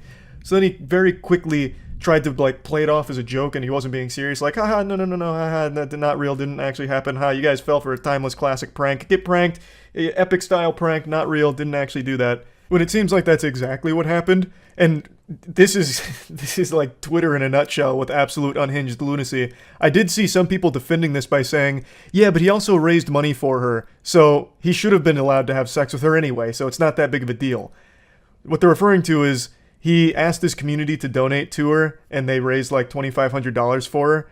And that's apparently an excuse for having sex with an extremely drunk woman who also had just confided in you that she was the victim of human trafficking at some point. It's so alarming seeing people try and rationalize and justify it. That is concerning. Like, that is just downright fucking alarming. But anyway, FouseyTube did face backlash for that, but it actually only made him even more popular because it put FouseyTube's mental health on a bigger stage for more people to see. So more spectators funneled in to watch the train wreck unfold every single day, because he was broadcasting fucking 24/7 basically. A lot of people just kept coming in to point and laugh at the freak show. Look at this crazy guy doing crazy shit. Everyone come watch and laugh at this guy as he broadcasts a very serious mental illness, and as it continues to only get worse. Ha ha. And last night, he ended up getting arrested on stream. I don't even know where to begin with this stream. I actually watched like the last 2 hours of it because even before that, things were looking really bad. FouseyTube had assaulted 2 people earlier in the stream last night after they had only lightly bruised his ego over very minor things. He had been yelling and insulting a ton of people. It was looking really bad. He legitimately looked like he was a danger to not only himself, but others. There was also some unlovable, kissless virgin, loser, turbo, insufferable asshole troll that was calling and harassing FouseyTube's family and threatening their life, threatening his life, which of course only continued to push Fousey down this path. The troll was like threatening his family, threatening Fousey, which only made everything significantly worse, obviously. He ended up getting kicked out of an Airbnb and then checking into a hotel where he had a manic episode again and ended up calling the police. And he basically swatted himself. The fucking questions, send the fucking cops. Send the cops.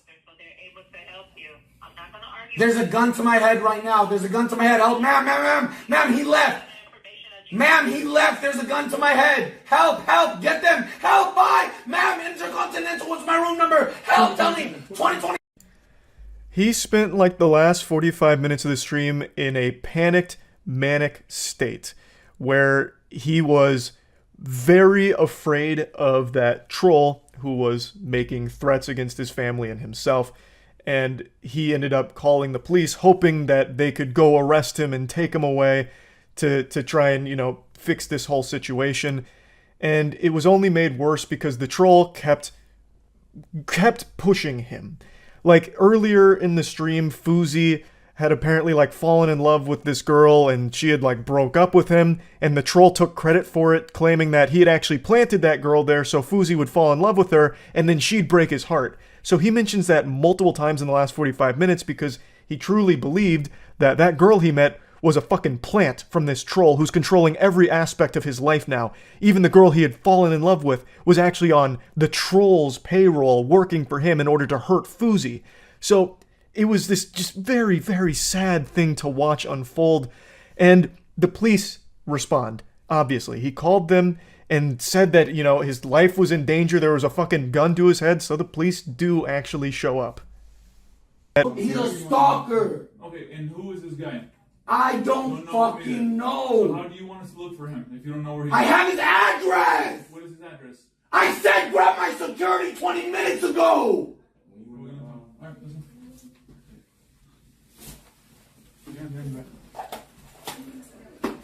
You guys are dumb as fuck, man. You guys are literally dumb as fuck. There's conflicting information on if it's an actual arrest or if they're just detaining him because he is having this mental health episode. He was yelling and screaming at them and saying a bunch of things that obviously didn't make much sense. So, because he was so irate and so deeply disturbed, it seems like the cops arrested him and detained him. And I truly believe that that was actually for the best. I think if this stream continued, he would have ended up hurting himself or somebody. He was in a very intense, very manic state that could have ended very poorly.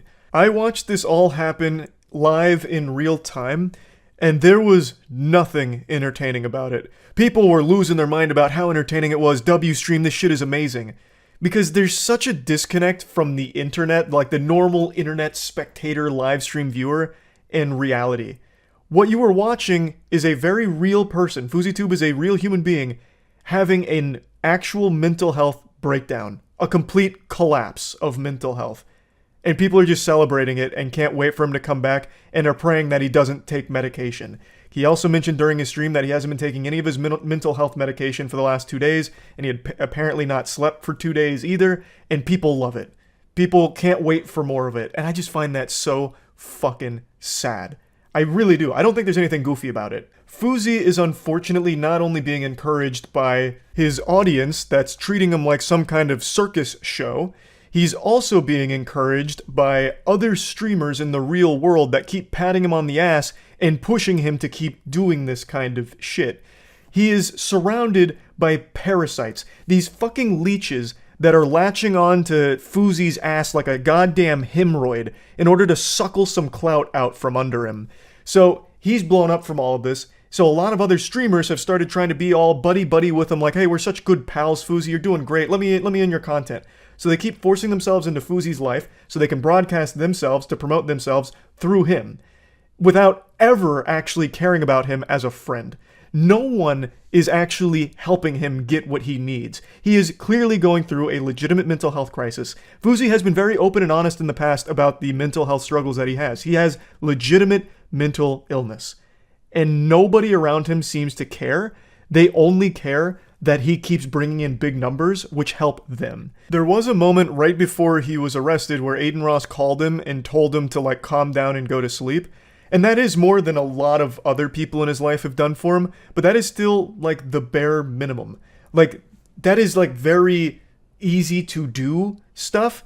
That's not help Fousey needs. What he needs is someone that's willing to do the hard stuff. Turn his fucking stream off. Take his phone away. Take his camera away. He needs to be disconnected from the internet, and he actually needs legitimate professional help.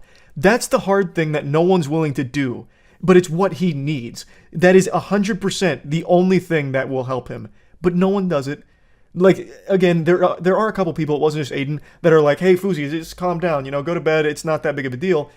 But he's not going to do that. He is in a actual manic state. He's not just going to stop and go to sleep because you asked him nicely. You need someone that is actually caring about him to take all of that away and get him to where he needs to go, to a professional. And also, a lot of other people pointed this out too. The platforms can also do something. Kick could have absolutely suspended the stream. They could have, and that would have been an invaluable help to him.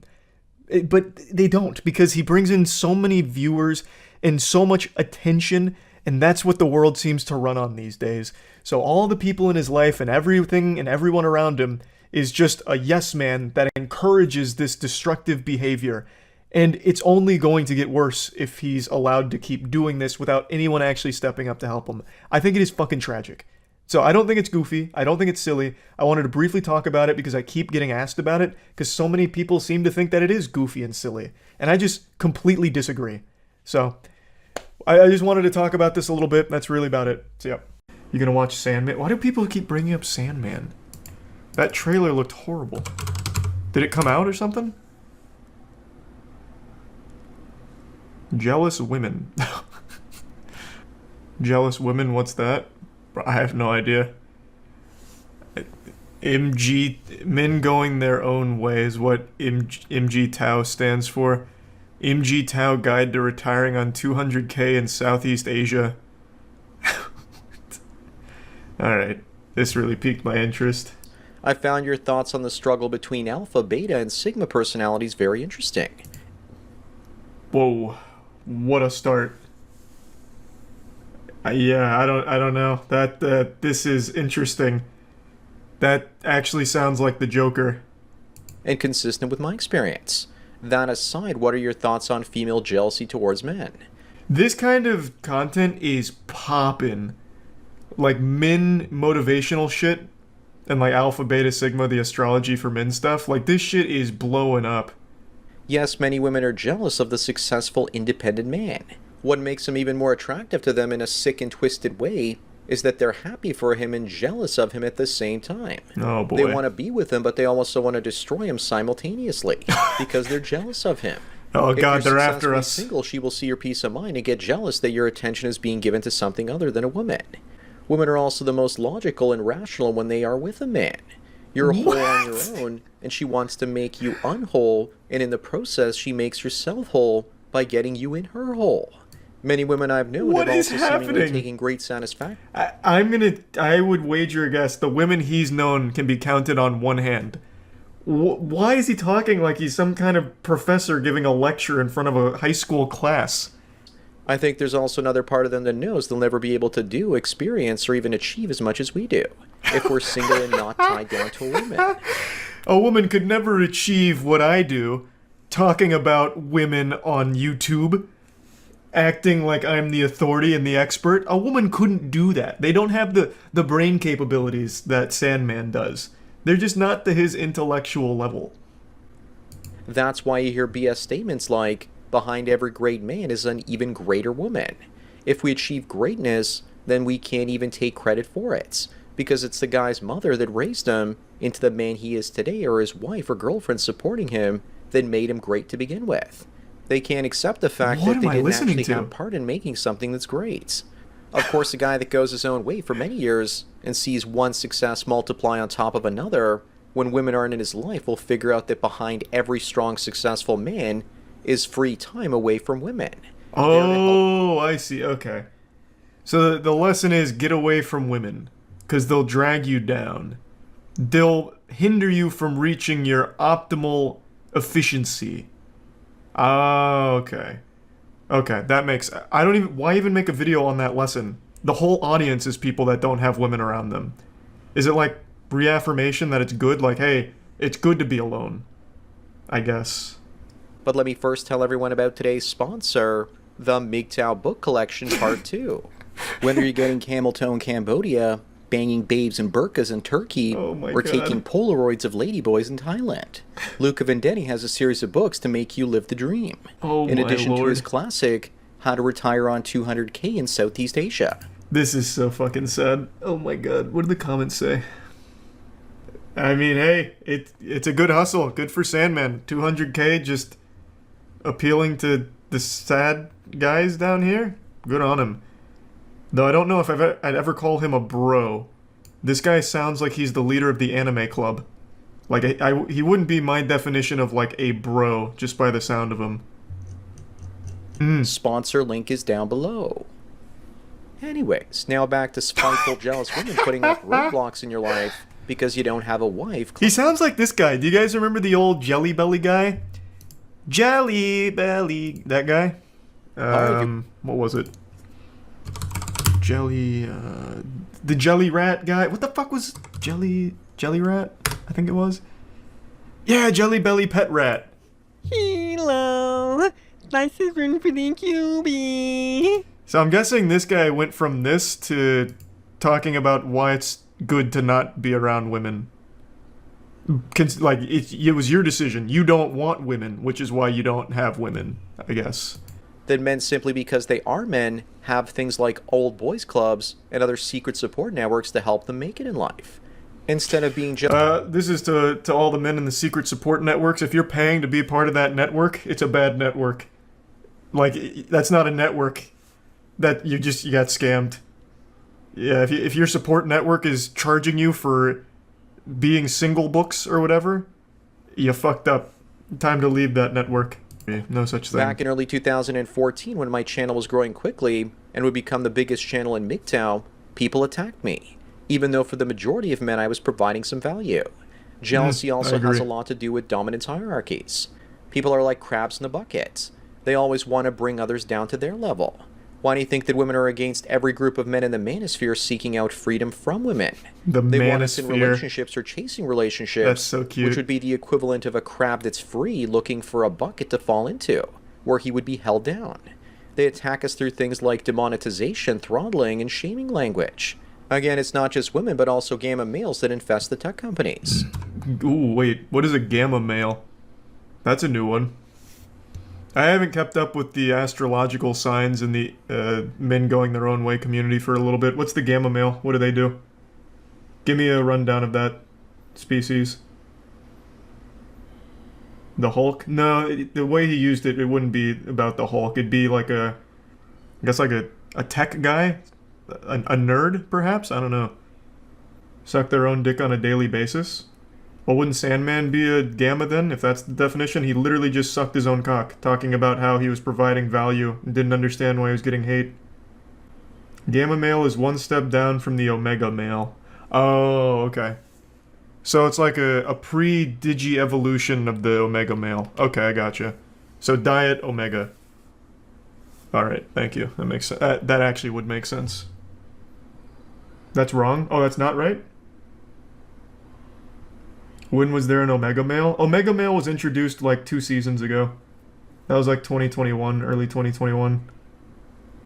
It's below Alpha and Beta, but above Delta. I don't know the Delta males. Now I think you're making terms up. Sandman's the expert, so he used Gamma. It must be an established scientific kingdom for some men to fall into. From what I understand, Gamma males are bottom feeders who don't try and improve their life. You know what? I'm going to accept that definition. I don't know if it's correct, but I'm going to work under that assumption. It would fit into the context he used it here. That look at men out there that are successful and more happy than they are, and they basically think they need to be humbled and beaten down in life, the way they have. Even the alpha, betas, and deltas are jealous because sigma males are free to do whatever they want with zero sense of self-consciousness. So they will try and take you down a few pegs so they feel better about themselves. The jealous types are constantly stuck having to calculate their rank in the social hierarchy constantly, thus comparing themselves to others instead of just doing what's right for themselves.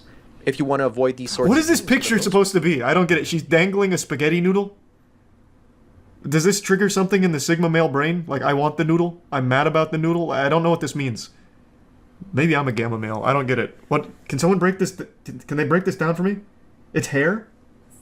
That's the thickest hair of all time. So is it another woman's hair and she's accusing him of cheating? But he's explaining, babe, I'm not cheating, I'm a Sigma male? Because after 5 to 10 years of financial freedom, your self-confidence goes up, and you want to share your experiences with like-minded people.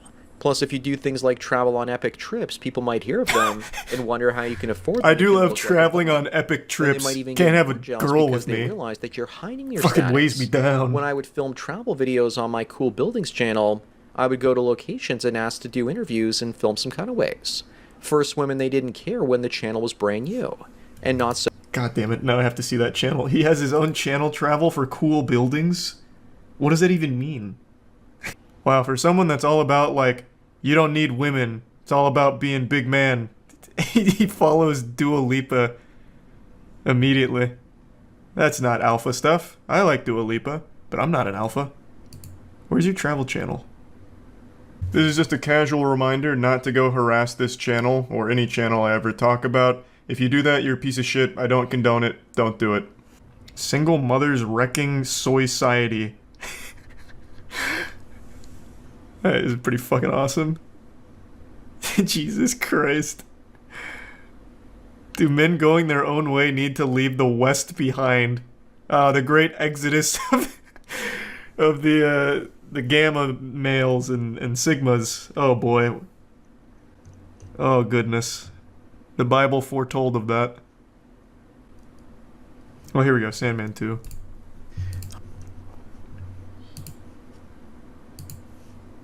Well, that didn't work. But once the channel was up and running and filled with dozens of locations, and they saw the places I traveled to in the past, they started becoming less accommodating. Unless it was one of the ones that were doing it because they were either desperate for their location needing publicity, or they were just attention whores. Many of the younger women I asked at such locations, they were seemingly jealous of the places I visited because they were usually working second or third rate tourist attractions and were probably not thrilled that I was free to travel about and they weren't. What is that thought process? They were jealous of my epic travels. So when they saw how much I traveled, they started treating me like shit because they were jealous of my epic travels. Good lord. I want to see that channel. What? How epic are these travels? Did you go to the moon? Like, how cool could it possibly be?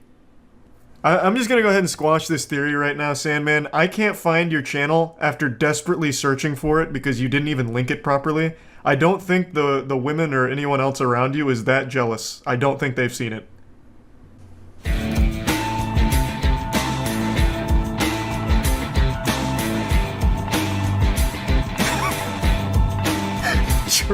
Traveling my own way. Hi everyone, Alone. Sandman here. The Welcome way to I my like Traveling it. My Own Way series, where I actually thought I'd be sharing with everyone my daily breakdown for my trip out west. This is the first part of 16 videos of my solo road trip from May the 3rd all the way to the 19th. What is it? Solo, I can't believe it. These videos are in addition to my daily dose of red pills, and I'm actually labeled them TMOW, or Traveling My Own Way, next to them on the channel. My If you daily don't like them, dose then you of don't have to red watch pills, them. fuck I'm me. basically doing this as an experiment to see. I see why they'd be jealous now. That was fucking nuts. So I'm they jealous. basically put up passive-aggressive roadblocks. Jealous women will try and sabotage your business, and once you've dealt with enough of them, you start to learn how to act. And you've just dealt with accept too it many, I'd say. And work around them. Women just Some can't people stop. are jealous that I haven't had a real technical job in my entire life, and have basically made my own way. They don't see the triumph and victory snatched away by some snatch on YouTube demonetizing my channel. Right. I've shown women my travel course. videos, and they look at me and think I'm poor. And then they ask me how can I afford to travel because I don't have a full-time job. Let me pump the brakes a little bit. You show women your travel videos. Hey, harlot, come here. Look at my phone. This is my Traveling My Own Way series. Look, I went to Las Vegas here. Nobody does this. Nobody does this. This is my way. This was a solo trip to... Look at this. I stayed at the, this resort with a pool. Okay. Oh, jealous. Okay. Yep. Walking away. She's jealous. Of course. Yep. She can't handle a man without a... Oh, boy. Oh, goodness. Not again. Can the reason they're envious or jealous and suffering is because it all comes back down to hierarchy. Oh, Most boy. people want to be on top of it God. and hoard all the best experiences and physical goods for themselves. This is the worst part about it. I have no doubt in my mind this guy could have been in a relationship. But he got so lost in this sauce, he made it his entire identity, and now does nothing but repulse women. Like, he just talked about how he shows them his travel videos. Like, it's just one of those things, man. They don't realize they're their own worst enemy. Hearing these things keeps you locked in this endless cycle and spending money on the How to Retire on 200K in Southeast Asia Men Going Their Own Way guide. Fucking rough. Tragic, even. Look no further at women's jealousy of men than the makeup and clothing industries. Oh, in God. almost all species, the male is the more physically attractive half. Oh, no. But with humans, the women use whatever needs necessary to make themselves more visually appealing. Because they're probably jealous of men's natural good looks, without makeup and bright-colored clothing. Just be gay then, man. Like, you don't have to put up this front. Just be gay. Like, you don't have to go on this, like, men are so much better without women. I don't like women. Women fucking suck. They're always jealous of my travel videos. Just be gay. Like, it's not that hard. Like, embrace it. This guy is just battling insecurity, like, his entire fucking life. He's been doing this since 2014. Oh my god. That's the point our species has gone to. The men provide women financial resources to attempt to outdo us when it comes to attraction. Men invented bras to keep the girls on their chest from sagging to their knees too quickly. Go to the zoo and see the great apes, and you'll basically be drawn to the male ones because they look better. The female ones just look too... What? What? There's no way I heard that correctly. I just didn't hear that right. There's no way. Their chest from sagging to their knees too quickly. Go to the zoo and see the great apes, and you'll basically be drawn to the male ones because they look better. The female ones just look too damn plain. Bro, this guy needs to be on a list. Go to the zoo and check out the great apes. You'll like the male ones. Dude goes to the zoo to look at animals sexually? What is wrong with you? That they want to turn themselves into men with their actions, careers, and experiences. Is that jealousy coming out, or is it just part of the female chameleon routine? I'll let you decide. They also want to compete with the men at the top of the male hierarchy, and only really want the alpha males and their lieutenants to partner with. Most of the deltas, gammas, and omegas are of no interest to them. They also want the sigmas because they're... I owe an apology to the guy in chat who brought up delta males earlier. I thought you were making the term up. I guess it's a real one. Sorry. You were right. I guess I might be too behind on the times here. I didn't know delta males got brought into the equation. Jealous of our independence and lack of dependence from the validation of others. Thanks again to Cam for the donation as well as topic. Don't forget to smash the like button the way that women love when you smash them because it means you'll also smash your hopes and dreams to smithereens. Bang the bell and check out the mystery link. Follow me on BitChute, Twitter, and Facebook to get tomorrow's video today. Subscribe to me on Minds. I have to be mishearing this guy. To get the video for the day after tomorrow. Description. Or you can do an hour-long coaching chat with the Sandman for $45 US. An hour-long coaching session. Oh my god. 40... Oh boy. Oh my fucking god. Oh, that's painful just to listen to.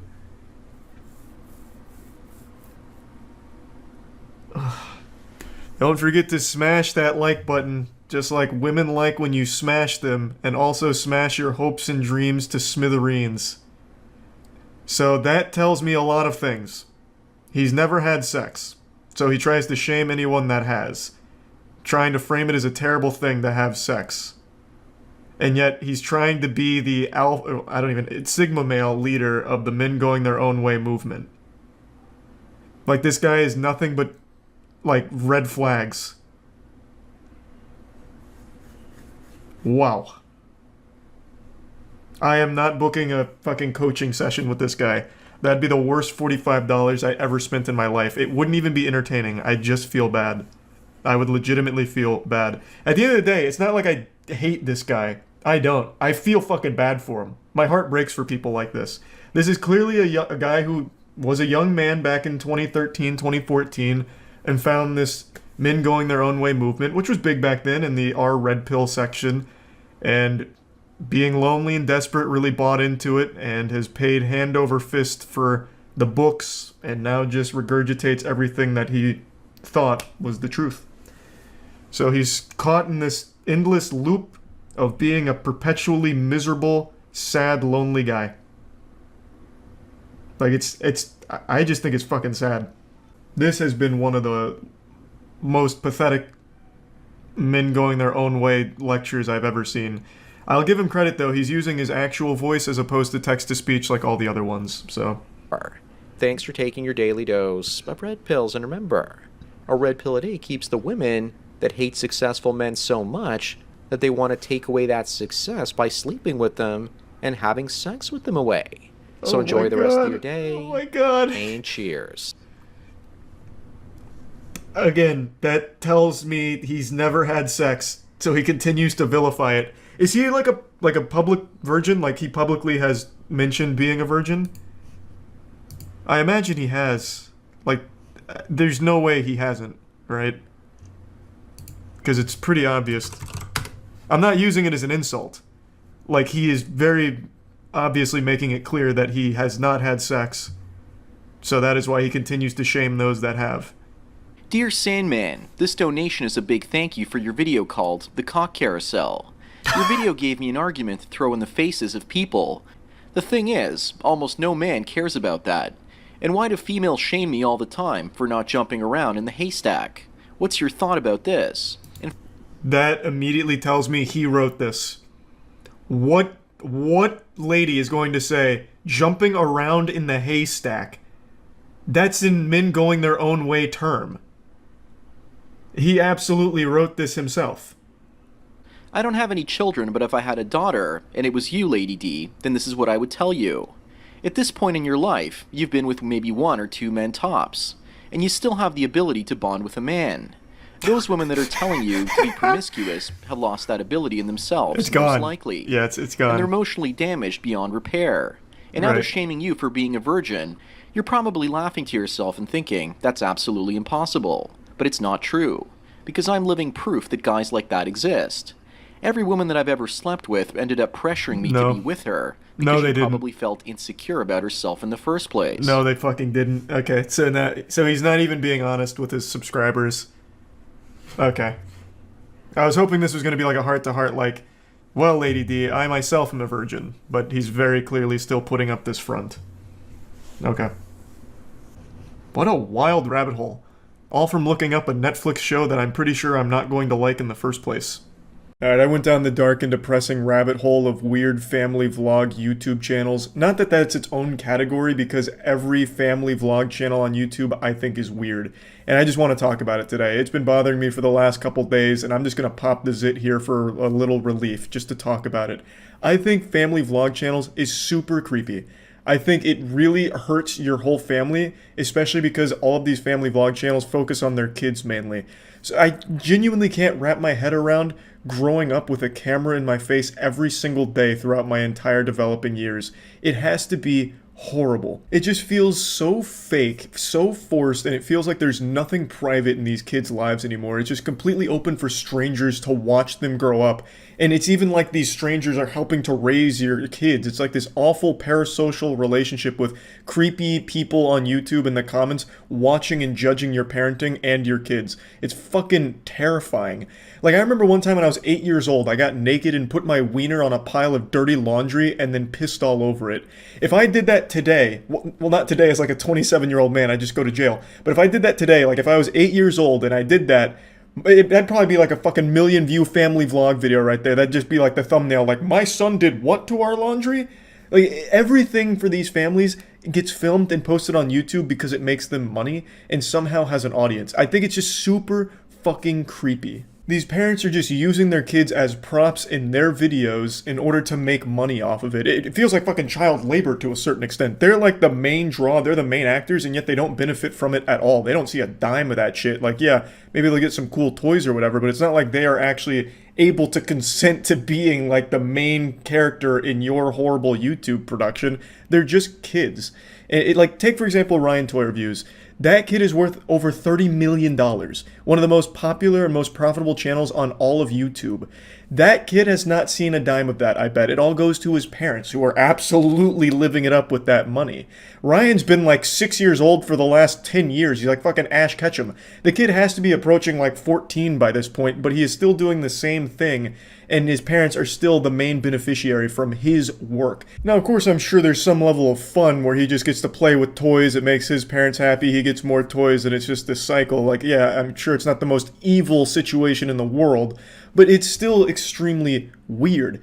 All of these family vlog channels strike me as just a bunch of narcissists who found a way to make money using their kids and using the least amount of effort possible just by shoving a camera in their family's face at all hours of the day. Like, there's a popular meme that went around last year where it was this picture here. Zam, she's only 12, so spicy. This comes from a family vlog channel with over 8.7 million subs. Now, the girl in their thumbnail wasn't actually 12, but I still censored it just in case. You can see that some of these families with these channels are fucking weird. Clickbaiting child porn for your audience is not okay. Like, who the fuck does the Prince family think is watching them? Jared Fogle?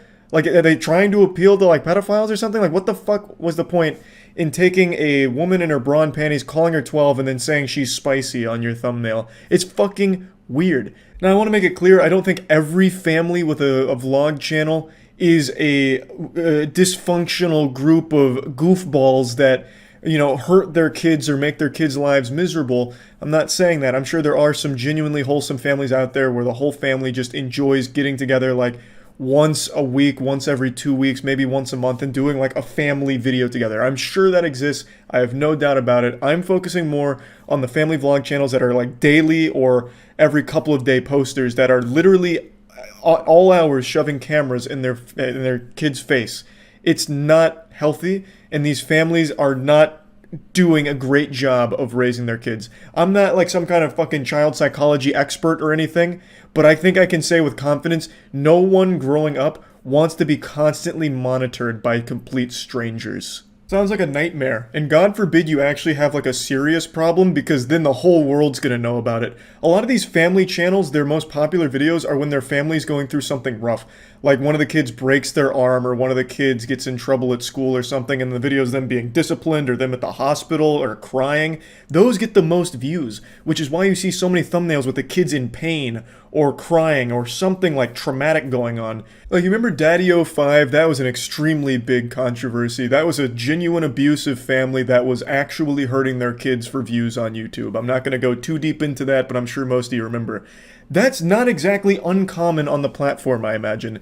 These videos where the kids are in distress, like just really upset about something or even injured, are really popular on these channels. I honestly wouldn't be surprised, and this is just a full-blown, like, Alex Jones level conspiracy here, full-blown tinfoil condom, but I really wouldn't be surprised to learn that a lot of these family channels actually set up these awful situations for their kids for the sake of views. Like, oh my god, my son, Nicholas, just got hit by a rogue baseball bat that flew out of a pickup truck that went by. It must have been a drive-by attempt where they threw a baseball bat at my son and it hit his ankles. Now they're clearly broken. Oh my god. Nicholas, are you okay? Oh, look at how hard he's crying. His ankles are truly shattered. Can we hit 100,000 likes on this video for my son's broken ankles? I'm gonna have to get him to a hospital. He's very upset. Oh my god. And the only thing that's gonna make him feel better is 100,000 likes on this video. And then you'll see like a week later, all of a sudden, oh my god, Nicholas fell off the top turnbuckle of our WWE wrestling ring and landed on a pit of broken glass that was just left there by some irresponsible builders. Oh my god, Nicholas, how are you feeling? Oh, can we hit 100,000 likes on this video? Nicholas is very upset and in pain. It's so sick. Really, just search any family vlog channel on YouTube and some of the most recent videos are probably going to be exactly what I'm talking about. Like here, this is the Prince family. 6 days ago, Grandpa gives kids a whooping. And then right before that, back to back, DJ almost drowns in the swimming pool. And then if you go to the most popular family vlog channel, the Ace family, literally their most recent upload, Steele got hurt bad on camera. Then in stars So Unexpected, which just sounds like sarcasm. It just sounds like the Ace family is laughing about this, like, haha, yeah, Steele had no idea that one was coming. How unexpected, I get pranked. You know, like, it sounds like they're actually celebrating that Steele got hurt here, because it meant more views for them.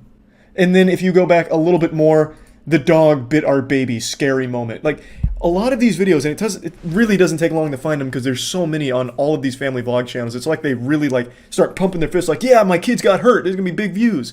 You can find so much of this. So it's not even like wholesome families doing wholesome shit. It's these really sick families celebrating and capitalizing off of traumatic experiences of their children. Like, just imagine, you can't even cry or get hurt without your parents filming you. That's an actual nightmare. And then it gets posted online for everyone to see. Your classmates might see it. Like, you just grow up in the eyes of complete strangers. That's terrifying. And there's no way kids can like fully grasp that concept till they're much older. And yeah, maybe some of them are okay with it as they get older because, you know, maybe then they actually start to see some of the money that they've made for their narcissistic parents. But even still, it's not a good environment to raise a family. At least I can't imagine that it is. It's so weird. And the audience is even creepier to me because the audience is two groups. It's little kids and old parents. Parents that their kids have already grown up and moved out of the house, so now they live vicariously through these YouTube families, and little kids who just see these other kids getting toys and attention that they might not be getting in their situation. So both of these groups, I think, are in very sad places for different reasons. Kids that come from broken households that get glued to this content because they're watching these kids live the life they wish they could. And then you have parents that are well past their prime whose kids most likely don't live with them anymore, don't talk to them anymore, whatever. they watch these family vlog channels and get attached to them and try and like raise their kids through the YouTube comments. Scrolling down into the comments section on a family vlog video is more sad than watching an ASPCA commercial. It is depressing. You'll see a lot of the commenters, at least on the channels that don't have comments disabled, you'll see a lot of the commenters are older women who their motherly instinct kicks in. So like on the Steel Got Hurt video, you'll see a lot of them be like, oh my god, my reflexes kicked in and I grabbed my hydrogen peroxide and poured it on my keyboard hoping to help Steel. Oh my god, oh my god, thank you for helping him. I got so concerned there for a moment. You'll see how attached they get. They, as a viewer, feel like they become part of that family because now that they're older, they don't have like a real kid to take care of or anything. So they're settling for the next best thing, which is living this fantasy where they're somehow helping the Ace family raise their kids or helping in their lives somehow. And then from that, you'll see a lot of these older women feel entitled to know everything that's going on with the family, which is why you have a lot of these family vlog channels make videos that get way, way, way too personal and share way too much about themselves as parents and their kids. Like I've seen a bunch of these family vlog channels where they're like the couples going through like a lot of issues and they share all of them with their audience because the audience demands it. And it's like they're never satisfied. They need to know every single detail. They just become so unhealthily attached to what they see on these family vlogs. So yeah, anyway, that's about it. I just wanted to talk about it. I hate family vlog channels, but I understand they're not going anywhere and they're probably only going to grow in popularity. I just wanted to at least talk about this since I had been thinking about it for the last couple days. That's about it. So yeah. This is a topic that I've talked about on the podcast occasionally and sometimes on stream, but overall I feel the entire lore and situation around Boogie2988 over the last like 5 or 6 years has just been incredibly sad.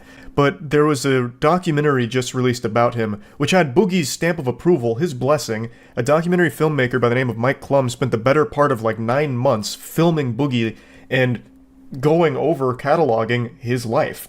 I've watched a lot of documentaries throughout my 29 years on this space rock, and I feel like until the moon falls out of orbit crashing into the Earth just as Roland Emmerich predicted in the classic Moonfall movie, I feel like this will remain one of the most perplexing documentaries I've ever watched, because I don't know why Boogie would agree to it. It makes him look so bad.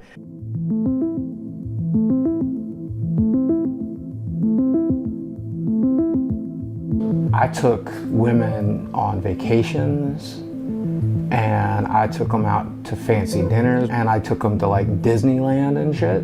I'm not going to show you all the main components of the documentary, I just want to focus on 2 core ones here. If you're at all interested in the story of Boogie2988, I highly encourage you watch the whole documentary here. It's probably one of the most honest looks at anyone I've ever seen. Boogie is just an open and honest book here that's a little bit hard to read from because it is pretty eye-opening stuff. But anyway, his fall from grace on the internet is an extremely well-cataloged downfall. From the repulsive, awful things he said in the past to his manipulative tendencies and his behavior, all of it has led to Boogie going from a well-respected content creator to basically a joke, or someone that's looked at in disgust for his behavior. So, for those that don't know, Boogie is an OG YouTuber who was absolutely at the top of the game for a long time. He won a fucking award for being a nice guy in the gaming community, basically. They used to call him the Mr. Rogers of the internet. But then, Twitter and Reddit happened, and Boogie had this inability to shut up. He would constantly publicize the most foul opinions that he had about situations.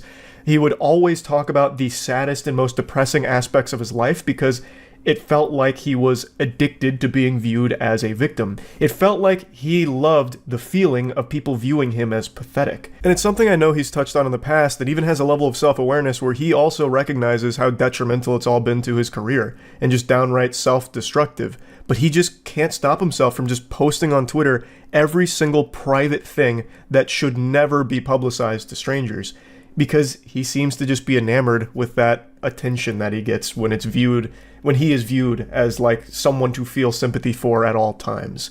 And it's just a really weird and sad set of circumstances. However, after watching the documentary, I'm starting to believe he is just not a good person. I was always under the impression that buried deep down is a caring individual who had a good heart and good intentions and just got a little lost and confused along the way. But after seeing this and all of the worst aspects of his life that he just proudly highlights here, I just really am starting to think he's just not a good guy.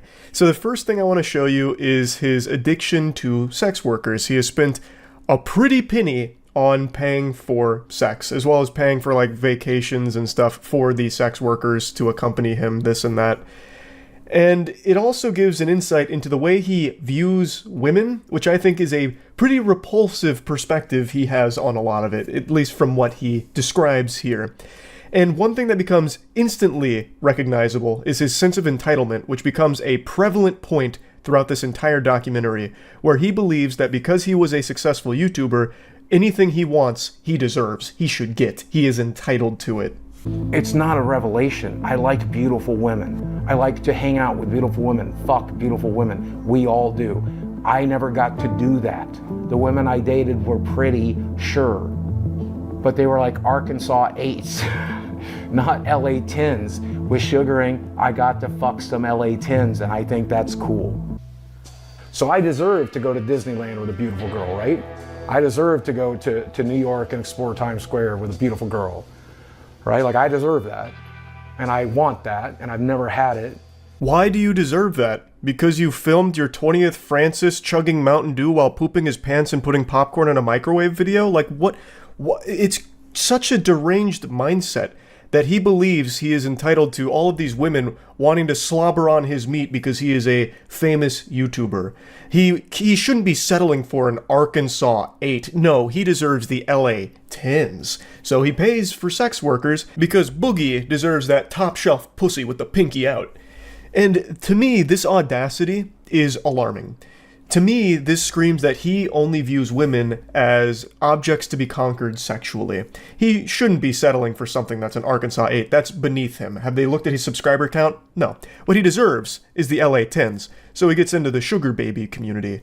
She's definitely a little thicker than I necessarily would always go for, but there's nothing wrong with that. I'm a 48-year-old man. I never got to fuck a model. This let me fuck a couple of models. Is that wrong? A very important lesson to learn is nobody is entitled to anything other than a knuckle sandwich if you start calling me short. I'm kidding. You'd probably still beat my ass. But the point is, you don't deserve anything. To speak here like you deserve these women, you are entitled to these women because of your online success, is so delusional. And speaking of delusion, him criticizing the lady for being thicker than he would normally go for is just downright ridiculous and absurd. It just really seems like with the way he speaks about women throughout the documentary, he just views them as sexual props for his own pleasure. Really, that's the most important thing when it comes to women for him. He doesn't want to be caught dead with an Arkansas 8. Instead, it's all about the LA 10s, so that way he can fuck them. And that's what he cares about most when it comes to women. That's the impression I get listening to him talk about it. Now, this portion of the video isn't necessarily just focusing on his sex worker spending. It's talking about his reckless spending in general. At the height of Boogie's career, he was making so much money. Tons and tons, oodles of doubloons. And now, fast forward to today, he is fundamentally broke. He doesn't have any money to his name left.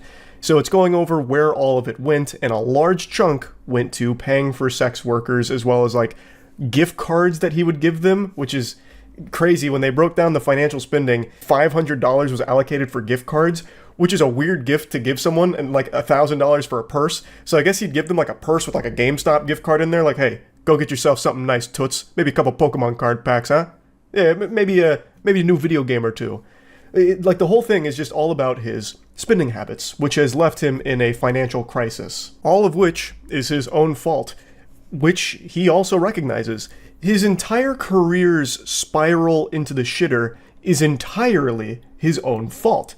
From not being able to stop saying the most awful things you could imagine during streams, to not being able to stop himself from posting the most private things about his life online, to not being able to stop himself from spending money on collectibles, a bunch of luxury items, terrible investments in like crypto, which he lost like $600,000 in. All of it is his own fucking fault. And when he talks about himself and like his health struggles and a lot of the other things that are personal to his like day-to-day life, he speaks as though it's already kaput. Andrew really summed it up best. When Boogie talks about himself, he talks about himself as if he's been dead for 30 years. When he speaks, he's speaking as if he's already 6 feet under in the grave, and he's like communicating as a force ghost, like, man, I wish I took better care of my body. That's something he speaks about in the documentary with his girlfriend, who's 29 years younger than him, and he starts to recognize that in 10 years, she's only going to be 30, and he might just be dead because of all the health problems he has from not taking care of himself. And he just speaks as though there's nothing he can do to fix it. He's just like, damn, I should have put more time into fixing my body a long time ago. You know, it's already over. When he can start now. He can still start doing that now. He can still fix his career now, work towards improving his career. But he just doesn't. He refuses to. He just speaks as though he's completely given up, which is another thing that becomes very clear in this documentary, where even though he feels this sense of entitlement, he feels as though he doesn't have to work towards anything. He just deserves all of these women, he deserves all of this money, all because at one point he was a very successful YouTuber. It's a fucking baffling and infuriating mentality to witness in this film. Now the next thing I want to showcase here, and the last thing that I'm going to focus on in the video, is him getting another job, because YouTube has been collapsing on him, and the documentary filmmaker suggested maybe getting another job. It's also something everyone else in the world has suggested to him, getting a real job. And so he finally decides to go through with it and do like a mock interview to see if maybe he can find a position somewhere in the working world. This is Dawn. Dawn, I'm Boogie, or Steve. Okay, what do you prefer to be called? Honestly, probably Steve. Let's go with Steve. Okay, Steve, no problem. Whatever you prefer. And so you are here today because you are seeking employment. Yeah. I did work at a small gaming store back in 2006, 2007. I am disabled, recognized by the state of Arkansas, but also the United States government. There's that. Now, the downside of that is I am extremely depressed. So there's some mental health issues that we bring to the table. And then physically, I am morbidly obese. I have no references, no work history, and no education. And when you Google my name, you might see rumors that I beat my ex-wife and I'm also a pedophile. Should mention I'm also a felon. When I first saw this clip, it wasn't in the documentary, it was floated around on Twitter. I thought it was just part of a skit. I was blown away. I was like, damn, Boogie's got some real acting chops now. He's really been hitting the thespian troupe out there training. I was like, damn, kind of a fire, comedy sketch. No. This is real. This is authentic. This is more real than my 3-point jump shot. This is actually how he conducted himself during this interview. Now, of course, this isn't a job interview per se. It's to try and help find him work. But he goes in here and just intentionally sabotages it. This is not as though he's really taking it seriously. He's taking the piss here, if you ask me.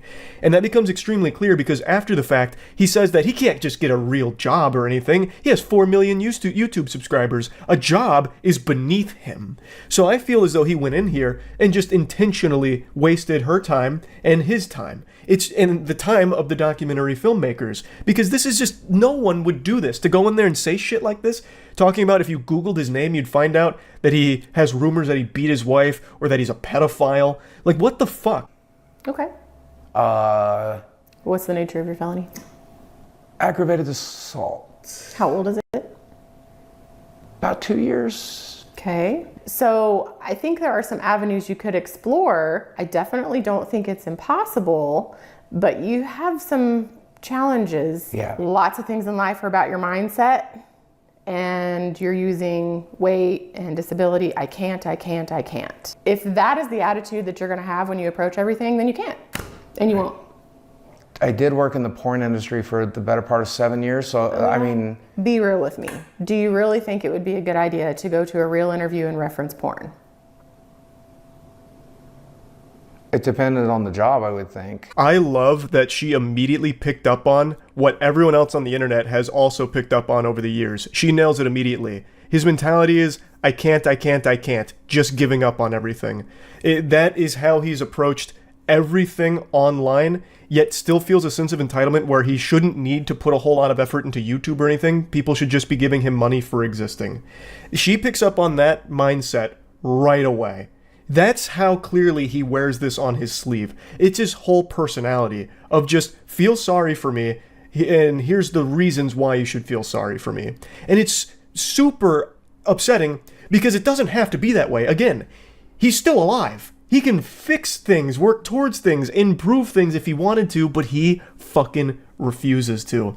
And when the lady does say, like, hey, look, it's not impossible, you do have some challenges, he decides to go even harder to make it even more difficult by saying, oh, I also worked in the porn industry. To which she's dumbfounded, like, would you really say that during a real interview? Because he's clearly just trying to ruin this. He doesn't want a real working job outside of YouTube or anything. And he makes that super clear with this phone call with this message he leaves the documentary filmmaker. Violent crimes or sexual crimes have to be... Hey, Mike. Listen, dude. I know we're making this documentary and everything, and I know you think I need to get a real job, but I just want to let you know I'm not going to. I'm not going to walk into some job when I have 4 million subscribers on YouTube. I'm one of the original YouTubers. What I'm going to do instead is go back to making content. Go lay down. Go lay down. Go lay down. Good job. Yeah, so I mean, things aren't great. People are still mad at me on YouTube. That fucking ego is infuriating. One of the OG YouTubers, I can't just get a fucking job, this is ridiculous. 4 million subscribers on YouTube. That's for plebeians, not for Boogie. At one point in this documentary, he mentions that he must have like covert narcissism or something, and he absolutely is a narcissist, 100%. Like, I'm not a medical professional or anything, like I can't actually diagnose it, but everything that is showcased in this documentary feels like it's narcissistic personality disorder. What's crazy is I haven't even touched on the saddest parts of the documentary. The bits and pieces I've loosely touched on in this video here don't even make up what I believe is the hardest to stomach portions of the documentary. Mike Klum and the team really did an incredible job with this piece. So again, if you're at all interested, check it out. No part of him that seems to actually want to change for the better. He just views it as he's already defeated. So he's just going to continue being self-destructive, I guess. When I don't understand it. There is still so much opportunity and time for him to actually improve his life. And over the last 5 or 6 years, he's talked about that a lot, about how he's going to do this, that, and get better at this and that. And he just doesn't. He just refuses to. So yeah, I just wanted to talk about this because I just finished the documentary. We also talked about it on the podcast. That'll be up on the official YouTube channel sometime in the next couple days. It's just sad. It's just fucking unbelievably sad. Like many others, I was a fan of Boogie2988 years ago. And to see the mask fully come off and you get to actually see who he is as a person is shocking. But anyway, yeah, that's about it. So yeah.